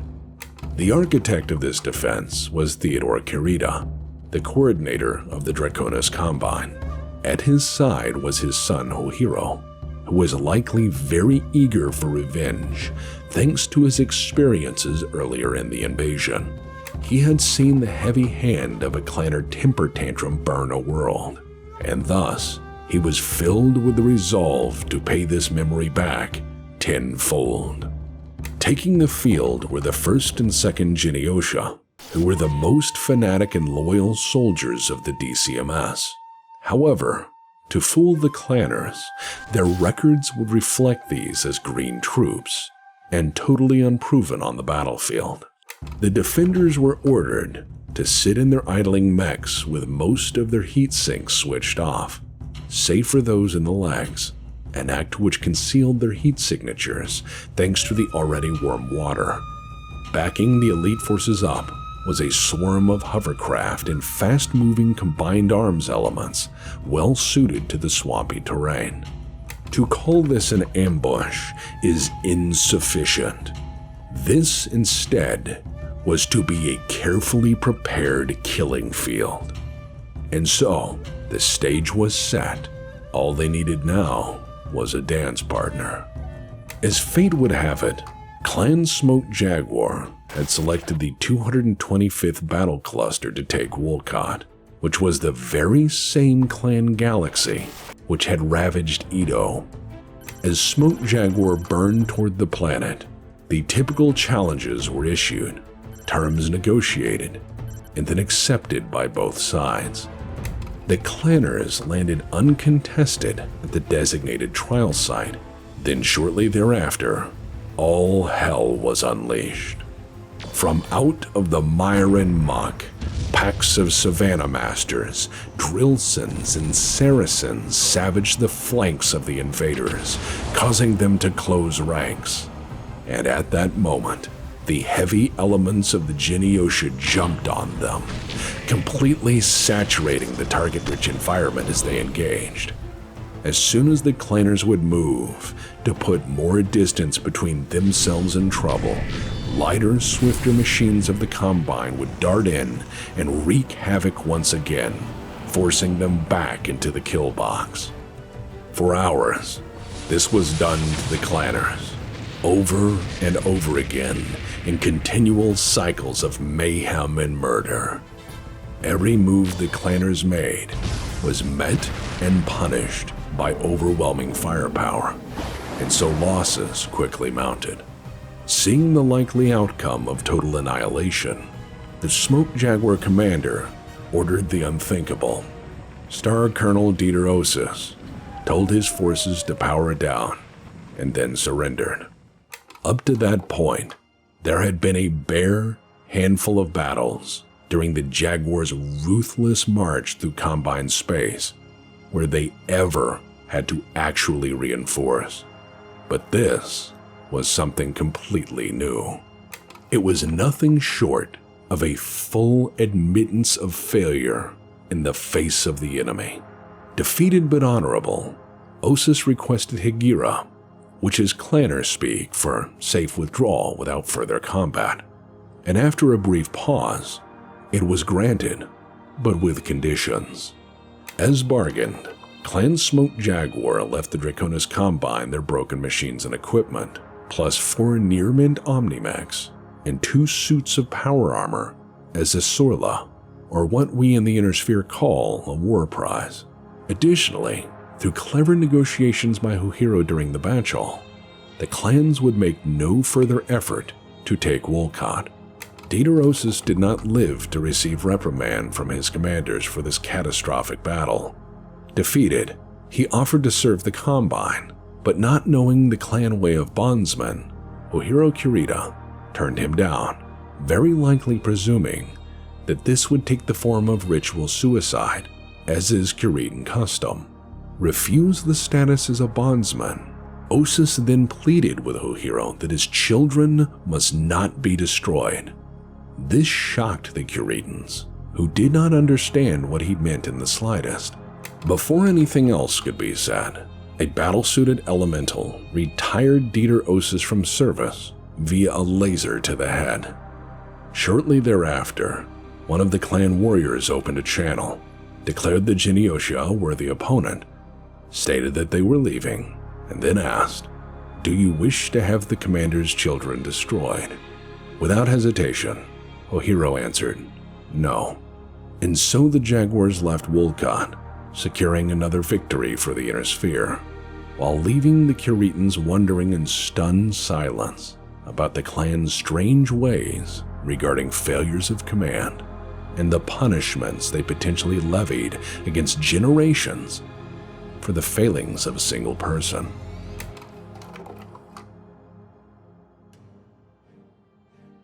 Soon enough, the clans would be forced to put their entire operational plans on pause. The clans had just finished conquering Radstadt, which would be one of the last targets of Clan Wolf's 4th wave of the invasion. And there, over a defeated world, a daughter of Rasalhague would change history. Clan Wolf's flagship, the Dire Wolf, and its escorts constituted the command and control elements of the clan invasion fleet. Aboard was Ilkhan Leo Showers, attended by his inner circle and command staff. As the Dire Wolf made the jump to Radstadt, moments after their arrival, another vessel appeared nearby. It was the Norseman, the personal jump ship of Prince Hakon Magnusson. The Prince of Rasalhague had been on the run, desperately trying to reach the relative safety of Radstadt before the Clanner invasion could get there. But breakdowns in the drive of his jump ship had caused delays for weeks. He had no idea that the planet had already fallen when he jumped in system. However, upon materializing directly adjacent to their enemy, the battle was on. The forces of Rasalhague had no warships. They had no task force, just a handful of fighters and dropships. However, they did have Crazy, and in the inner sphere, Crazy solves problems more often than not. 24 aerospace fighters and 5 combat dropships of the Flying Drakons immediately detached from the Norsemen and burned straight for the direwolf. What unfolded was brave madness, as the dropships then opened their cargo bays so that the battle mechs inside could add their firepower to the furious battle. The Drakons knew this was a one-way trip, a final berserk charge to buy their prince another chance of escape, for they still believed that as long as he lived, so did Rasalhague. The direwolf, an actual warship made for this sort of engagement, was supported by 4 Overlord-class dropships, plus the Omni fighters of the Golden Keshik, the personal honor guard of Clan Wolf. Watching this unfold from the warship's holotank, Ilkhan Showers and Khan Kerensky were present for what promised to be the sudden and dramatic end of a great house. Outmatched but committed, the Drakons went in, giving the Clanners absolute hell. And while they were indeed good, the Clanners loved a challenge, and were quickly calling upon all available reinforcements, fully intent on finishing this once and for all.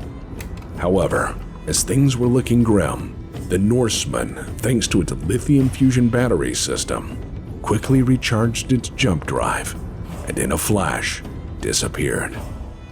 This sudden escape surprised the Clanner pilots, which gave the now stranded Rasalhague forces exactly the opening they needed. With their jump ship gone, and with the prince now safe, all they had to do was die as gloriously as possible in order to prevent the Clanners from following. Captain Terra Miraborg led her 7 remaining fighters into successive strafing runs point blank against the direwolf until one by one, she was the last one left. And still, she fought on, every second buying her prince the time he needed. But no pilot, however skilled, is ever invincible. After a bad hit, with their craft barely functional, she made a fateful decision, one which would shape the outcome of the war. In one last act of defiance, she removed the engine power restraints on her fighter, pointed it toward the direwolf, and then rammed into the bridge at wide open throttle. Terra Miraborg's kamikaze killed Ilkhan Leo Showers of Clan Smoke Jaguar, and in doing so, paralyzed the invasion. In the immediate aftermath, for daring to strike down their Khan, many among Clan Smoke Jaguar wanted to raze Radstadt to the ground as summary punishment, though cooler heads soon prevailed, as there was now a critical matter of state to attend to. Clan custom mandated they would have to return to the clan homeworlds in order to elect a new Ilkhan, and only then could the invasion resume. The last act of a single pilot granted the inner sphere a full year of peace, and thus, time to prepare.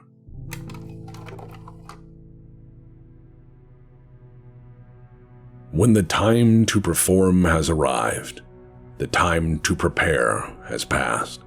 The clans had prepared to fight a war on their terms, to win victories by using the smallest, most elite allocation of forces in order to gain the greatest honor possible. While their culture had shaped them to be peerless warriors continually competing for the honor of combat, it had not prepared them for the realities of large-scale conflict. Their conquered territories, time and again, demonstrated that victory does not manifest when one side declares the fighting done. The other side must agree, and frequently, their conquered populations did not. War is a fantastic teacher, but unfortunately, it frequently tends to kill many of its best students. Thus, the clan invasion was a brutal and necessary awakening for the Inner Sphere. Long had the great houses sat atop their empires of dirt, very content to wage inefficient and limited war after the 4 succession conflicts had diminished their strategic competency. For generations, they had squabbled amongst themselves, each fully believing that none would ever topple their primacy. When tested against a warrior culture which had spent centuries refining its craft, shaping its tools, its tactics, and even its genome, they faced a true test. Through defeat after defeat, the forces of the Inner Sphere endured, learning from each disaster, learning from the mistakes they had made, and the presumptions they held dear. Prior to Twycross, the clans had known only glorious triumph. They had known easy victory, self-sabotaging only occasionally, with missteps like Ito and the typical infighting their culture encourages in the name of competition. Those who stood before them were either found useful and captured, or swiftly and inefficiently rendered into the past tense. They had been bred for war, educated since childhood to drive peerless war machines, and pushed by their superiors to excel in every theater of conflict. Every step of the invasion was meticulously planned, carefully considered, and then boldly executed. And yet, a Pyrrhic Inner Sphere victory on a strategically insignificant world would herald their eventual defeat, as it was the moment the Inner Sphere began to strike back in an organized manner with sufficient strategic weight to make an appreciable difference. Thus, Twycross is a turning point in history. What followed the battle was a great chain of progressively larger Inner Sphere victories, frequently won at enormous material and manpower cost, each sharpening the blades of the Inner Sphere, and ultimately weakening the clanner war machine, which had to contend with an 800 light-year latency in replacement equipment, manpower, and vital war materials. The Inner Sphere could replace most of their losses in a matter of months. The clanners could not.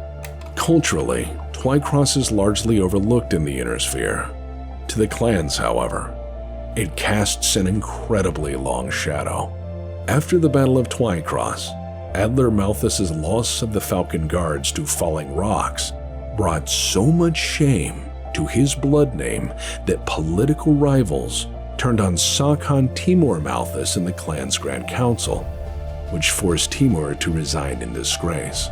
Immediately after Twycross, Malthus-named warriors were sent home, regardless of their conduct in the war to this point, as they too were deemed to bear his shame, and thus were unworthy of significant participation in the war. The only surviving officer of the Falcon Guards, Star Captain Joanna, was demoted and then sent home to serve as a training instructor.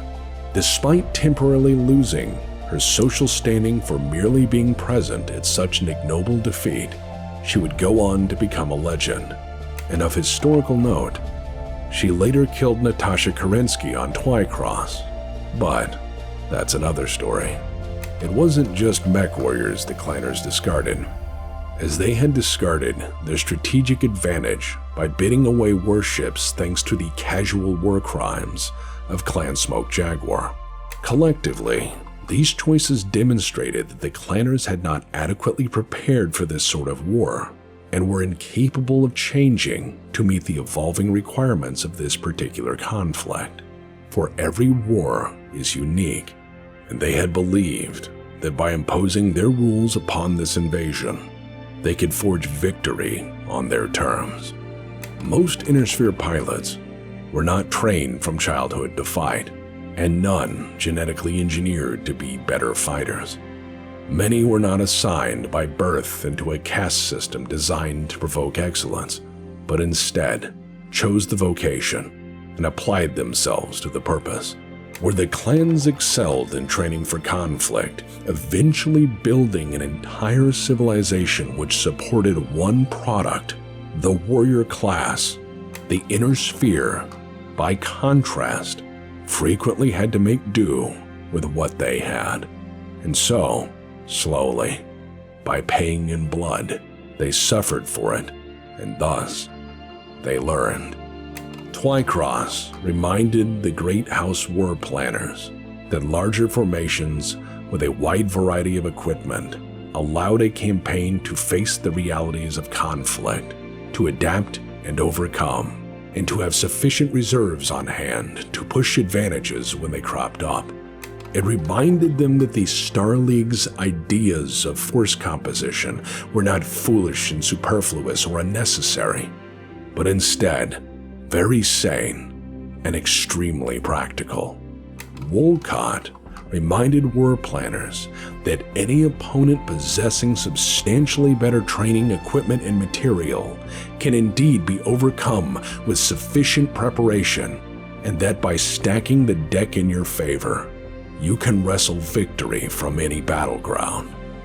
Rasalhague reminded the Inner Sphere that batshit insanity and the refusal to back down can make all of the difference, and given enough time, by an opening for a single individual to change the course of history. Being given a year of peace, the Inner Sphere prepared for the clanners' eventual return. In this time, new weapons were forged alongside the renewal of old alliances. By studying the ways of their adversary, the Inner Sphere finally discovered the clan's greatest weaknesses and prepared to exploit them. The clans were honor-bound, and if challenged, they would meet on any field of battle as desired. However, the deepest flaw they possessed was very human. The clans had been arrogant and presumptive, using old information as a basis of fact, fully believing that the Inner Sphere was incapable of rallying, unifying, or fighting back in a meaningful way. They had fatally dismissed their opponents as a lesser people, and thus, their very hubris would serve to defeat them. Until next time, class dismissed.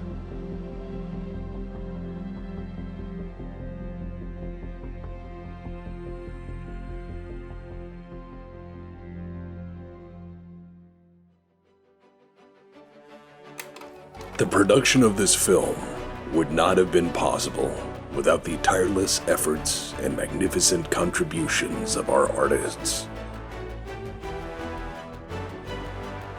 Through pen and paint, through ink and graphite, through sweat and dedication, they have driven this production forward from its humble beginnings and made possible that which you see here tonight. I insist they take a bow and recommend them eagerly for any production you may have, for they are worthy of your support by every measure.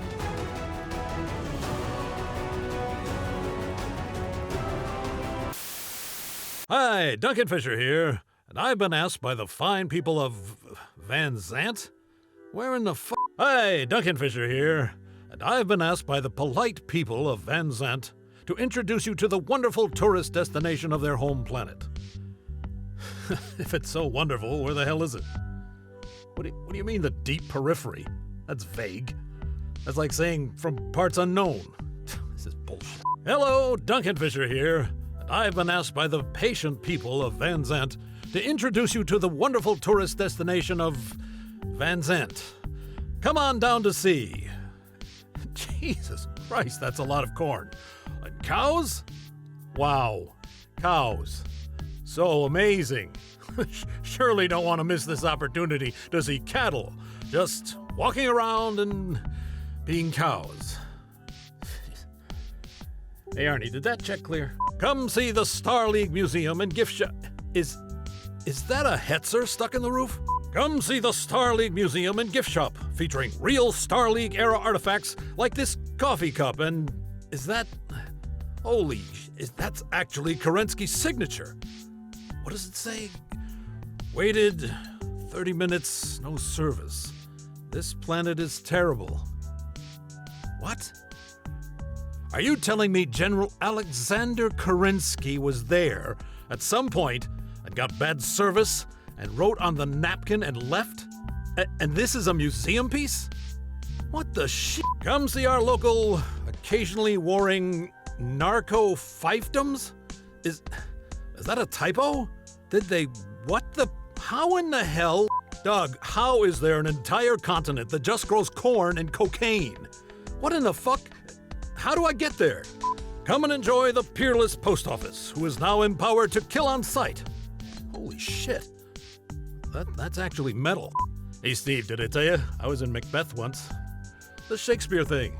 Yeah, it was awesome. I had a sword. Drinking scotch in the booth, drinking scotch in the booth, getting paid to lie for idiots and drinking scotch in the booth. Is this take 69? Nice. Nice. Van Zant, celebrating 385 years of provisional government. Wait, they don't have a permanent government? Oh, are these guys pirates? Taking it from the top, Sonny. Van Zant, home of the all-you-can-eat barbecue maple bacon breakfast log. What is that? It's self-heating?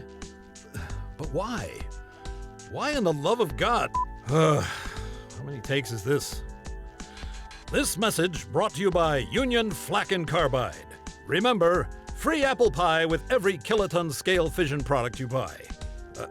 Okay, that's just messed up. Okay, here we go. Seriously, take 1029?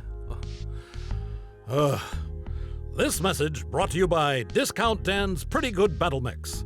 Come see our most of a Mad Cat. Free air. Seriously, free air? Who is this guy? Look at that smile. Is he Satan? Brought to you by the Devil's Right Hand, the best-selling fully automatic giant eagle stopping pistol made anywhere in the Periphery. Giant eagles? What is this, Lord of the Rings?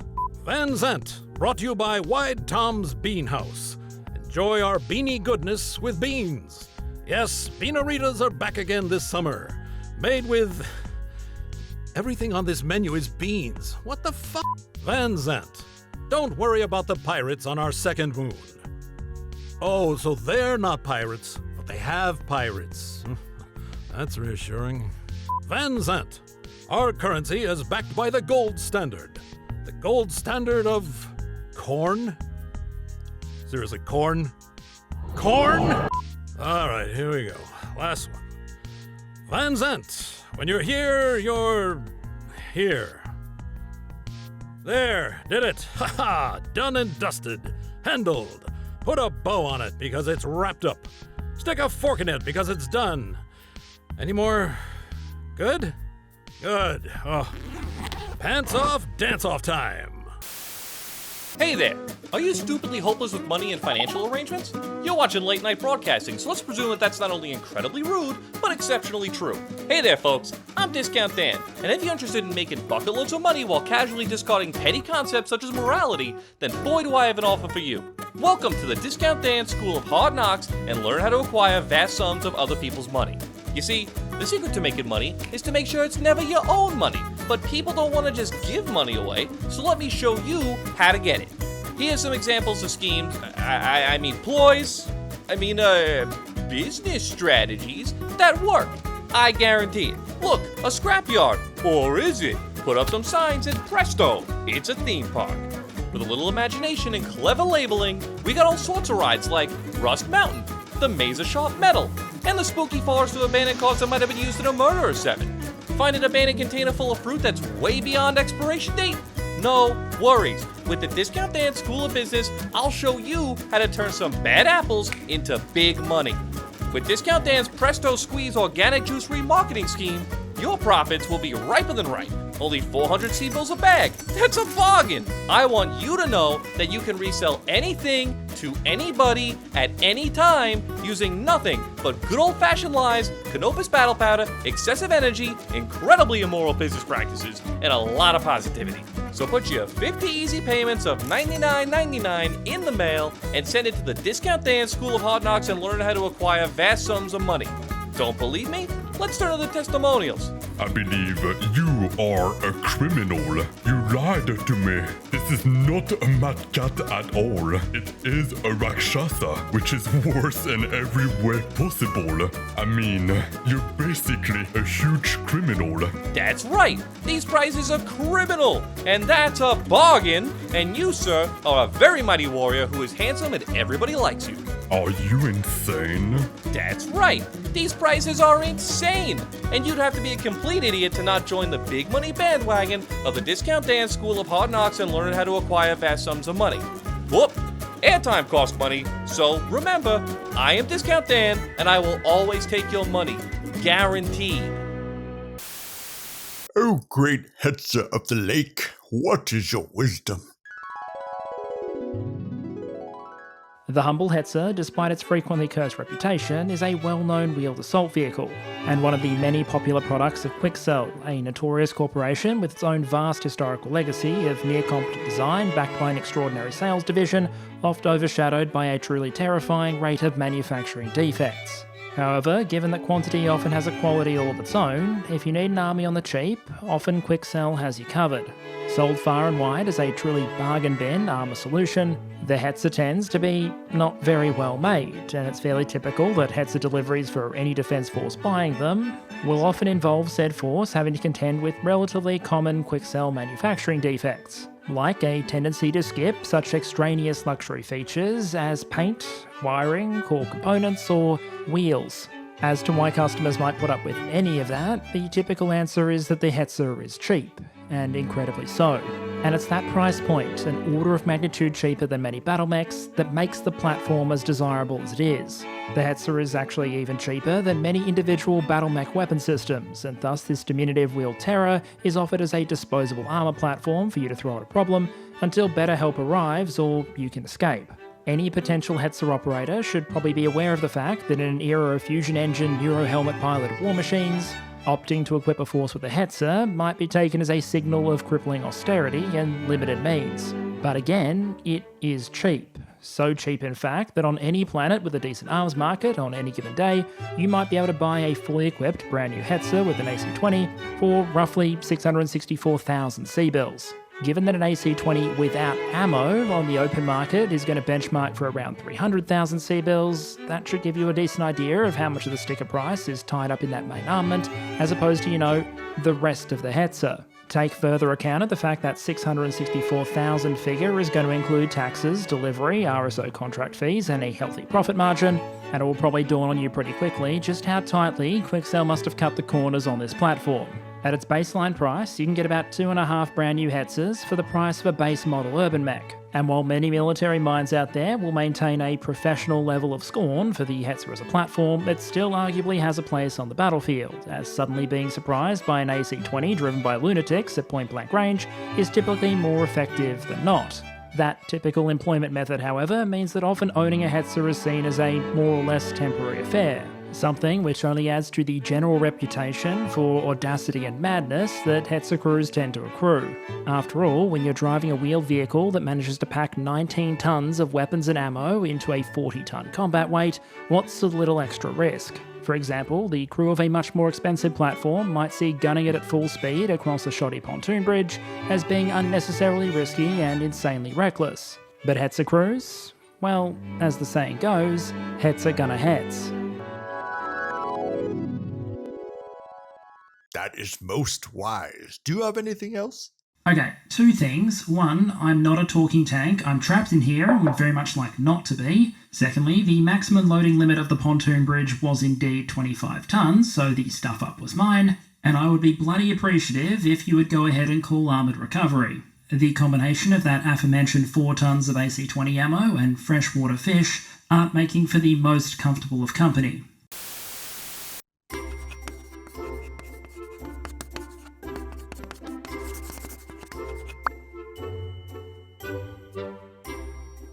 Hallo und herzlich willkommen zum Deutschkurs für Unterhaltungen. Für den normalen, gesetzestreuen Bürger. Ich bin es, Ihr loyaler Soldat des Staates.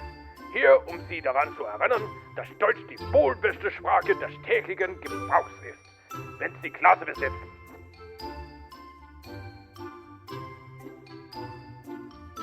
Hallo. Wie geht es dir? Weißt du, wo der Schnitzelstand ist? Was für ein schöner Tag, meinst du nicht auch? Wo arbeitest du? Liebst du nicht auch das tyrannische Commonwealth?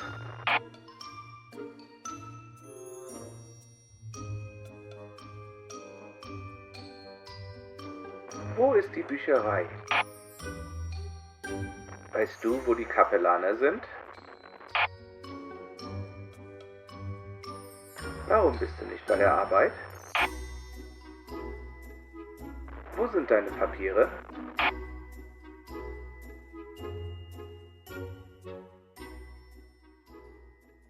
Ares-Konvention? Klingt mehr nach Vorschlägen. Beim ersten Mal ist es kein Kriegsverbrechen. Du hast die Befehle gehört. Lass uns das ganze Dorf erledigen.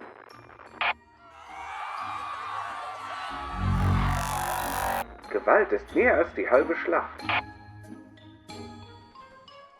Es ist Aufklärungszeit.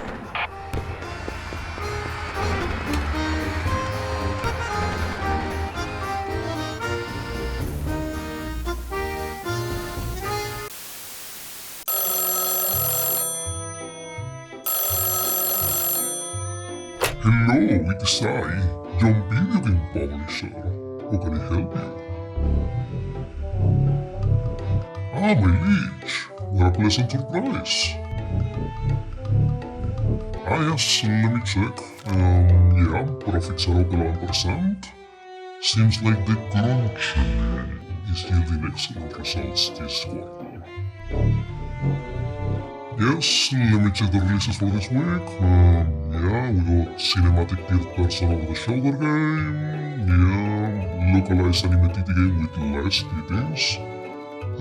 Big budget The Open World 3. Port of Great Indie game that came out 3 years ago. Yeah, I believe that's all. Oh, and yeah, the flop. Yeah, I read it for you, my liege. It seems that generic hero shooter with quirky characters has performed below expectations. With all due respect, sir, have you looked at the news? It's a massacre out here. What do you mean, pull the plow? It hasn't been out for a week. Oh, well, if you say so. So, geez, not even a season pass this time? As you command, my liege. Wait, they meet in a race? Huh. Well, good news, everyone. Guess who's getting laid off instead of me? Woo!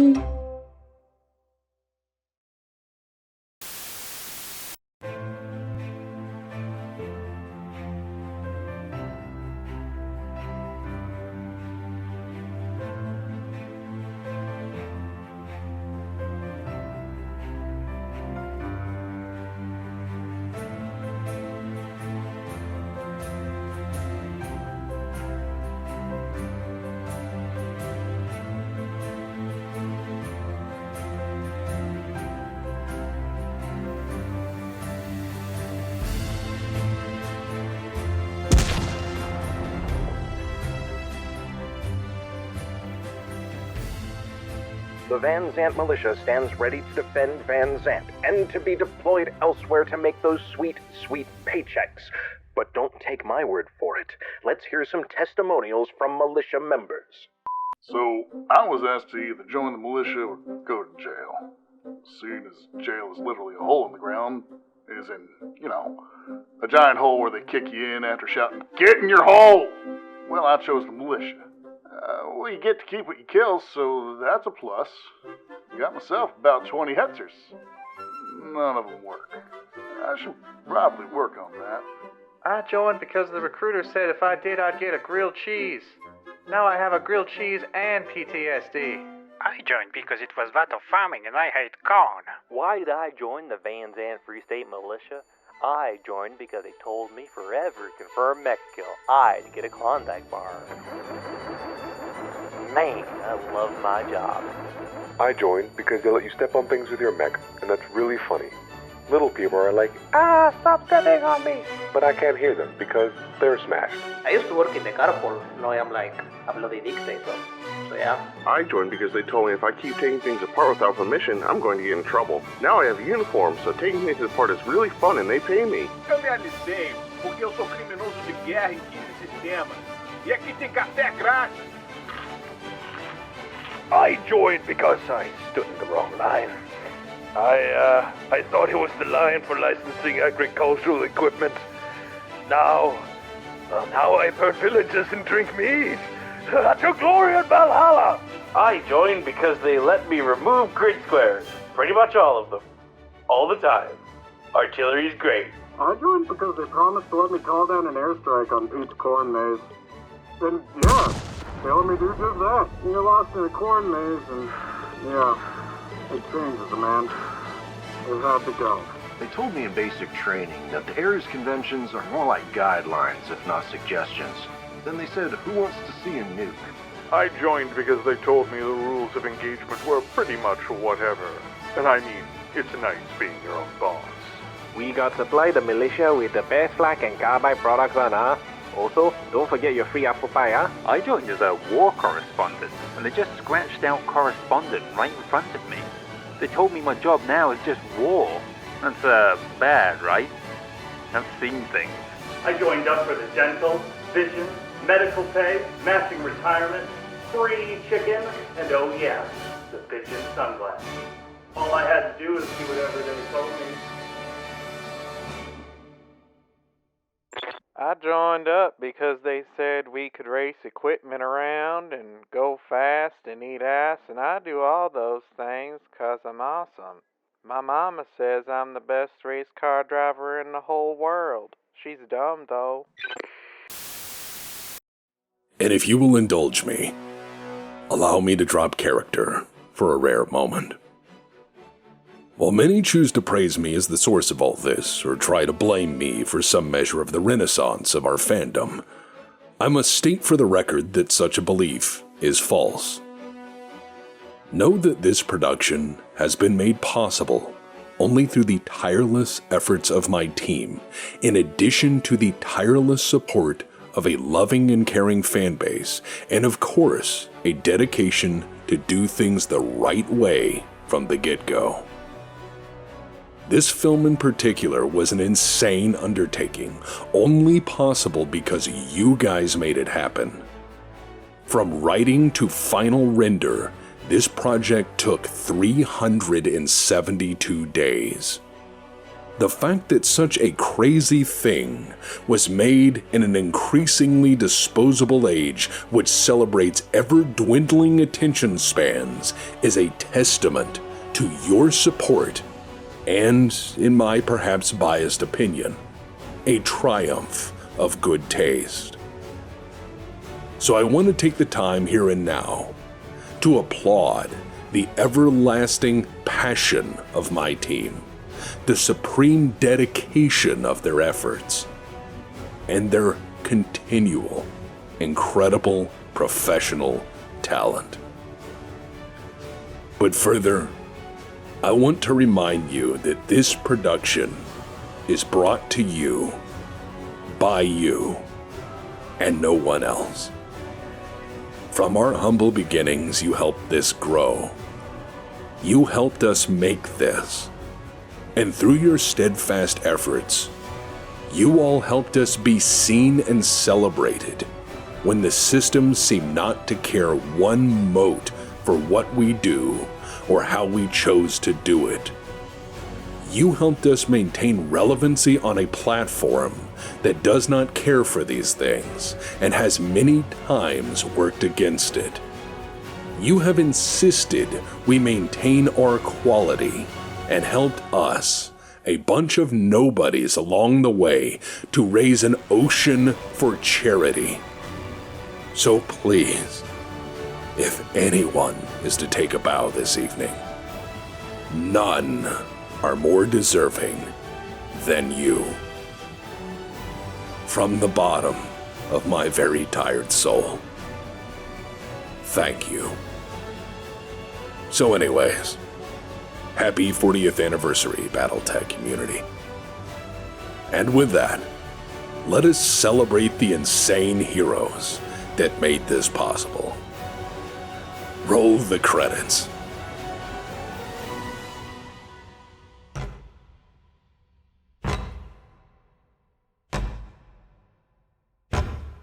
Oh, I'll sing you a song, it's a song of our deeds. Roll me, bully boys, roll. Oh, I'll sing you a song if you'll sing it with me. And it's roll me, bully boys, roll. And it's roll me, bully boys, we're in a hurry, boys. We got a long way to go.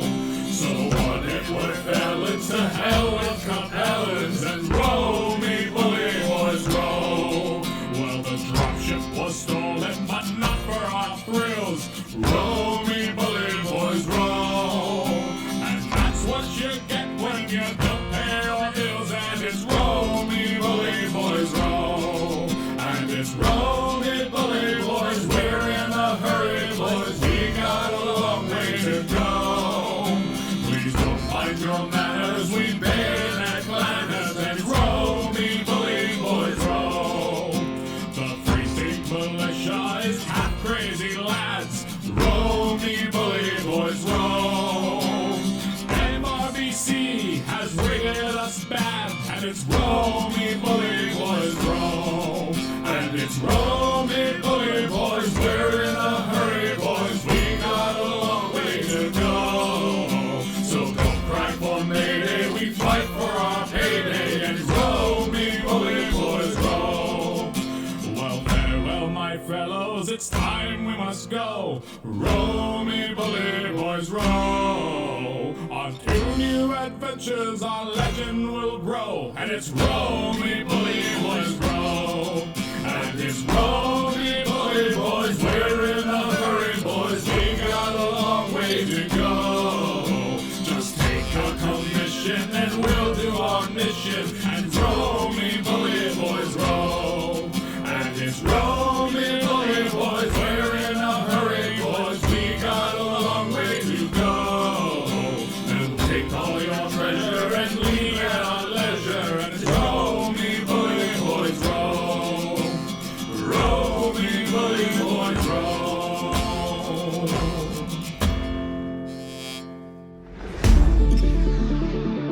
Welcome to Van Sant FM. It is I, Mr. Diggs, your DJ for the day. Latest weather forecast is, let me put my head outside the window. Yep, it's hot. Just hot as balls. That's about all there is to say about that. It's very warm. Sports. Okay, exciting news for you sports fans. The aftermath of the annual Urby Derby is as follows. The dumpster is ruled to have won as it was crewed and manned at the time, thus it counts. However, in sad news, the dumpster is still missing, so keep your eyes peeled for an award-winning dumpster containing 2 possibly very dead astronauts. Okay, political news. The new governor of Van Sant took office today. After a ceremonial being pelted with manure and eggs, I think he'll do okay. He only cried a little. Oh boy, our phones are lighting up. Okay, caller, you're on the air. Yeah, this is Razorback Jim with the Van Sant Free State Militia, Battery Gamma doing maneuvers. Shut your pie hole, we want to hear music. I play music all the time. I just have to do a news break once an hour. It's the rule. Rules are dumb. Nobody cares about rules. Play music. I'm almost done with the news. Romeo Juliet to Lima Tango. Break action. Battery. Fire mission. grid 1337, plot reference. Are you calling in artillery? No, I am not. That's my mom.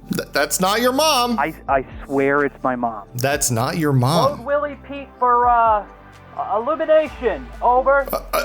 Are you loading war crime shells? It's for illumination purposes. Okay, here's some music. I love to go blundering while leading our attack. As I do, I love to sing while driving my hunchback. I love to find in city squares, throwing all I see. And when the enemy appears, how happy I will be. It's for me, it's for all, it's for me. People want to come and salvage, it's for me. For all, please come find my hunchback. When 100 tonners threaten me and try to strike me down, they soon find I will not flee out of cannon's rounds.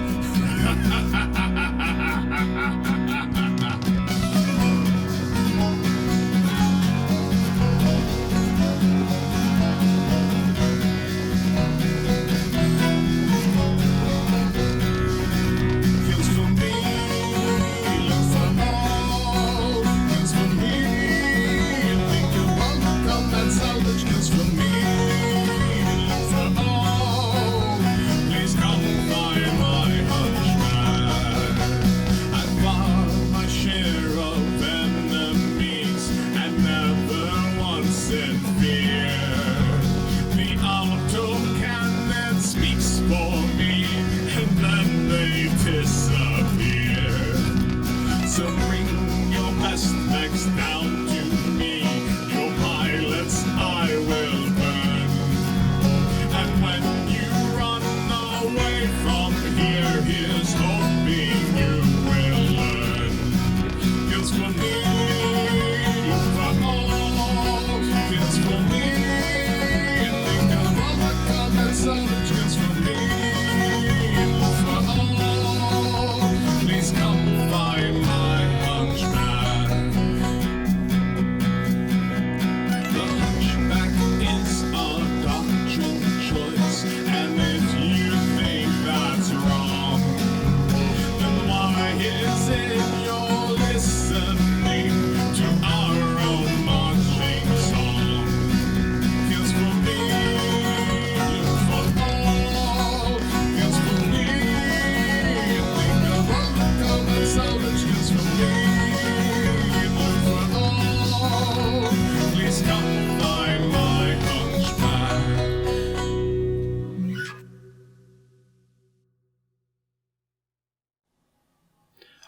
Great movie, as always.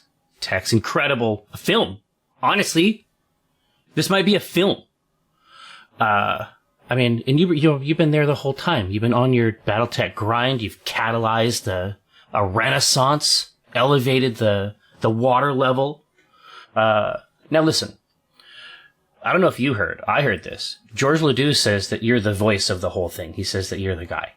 Now, let me say this. Now, you know that I'm in a position to make things happen for you. Magical things. Lifetime con passes. That's just a taste. That's just a taste of my power. But I do need something from you. And what would that be, Tycho? Tex. Black Knight. Win. Win. It's literally the next one. Oh. Well, I'll see you there. All right, thanks, brother.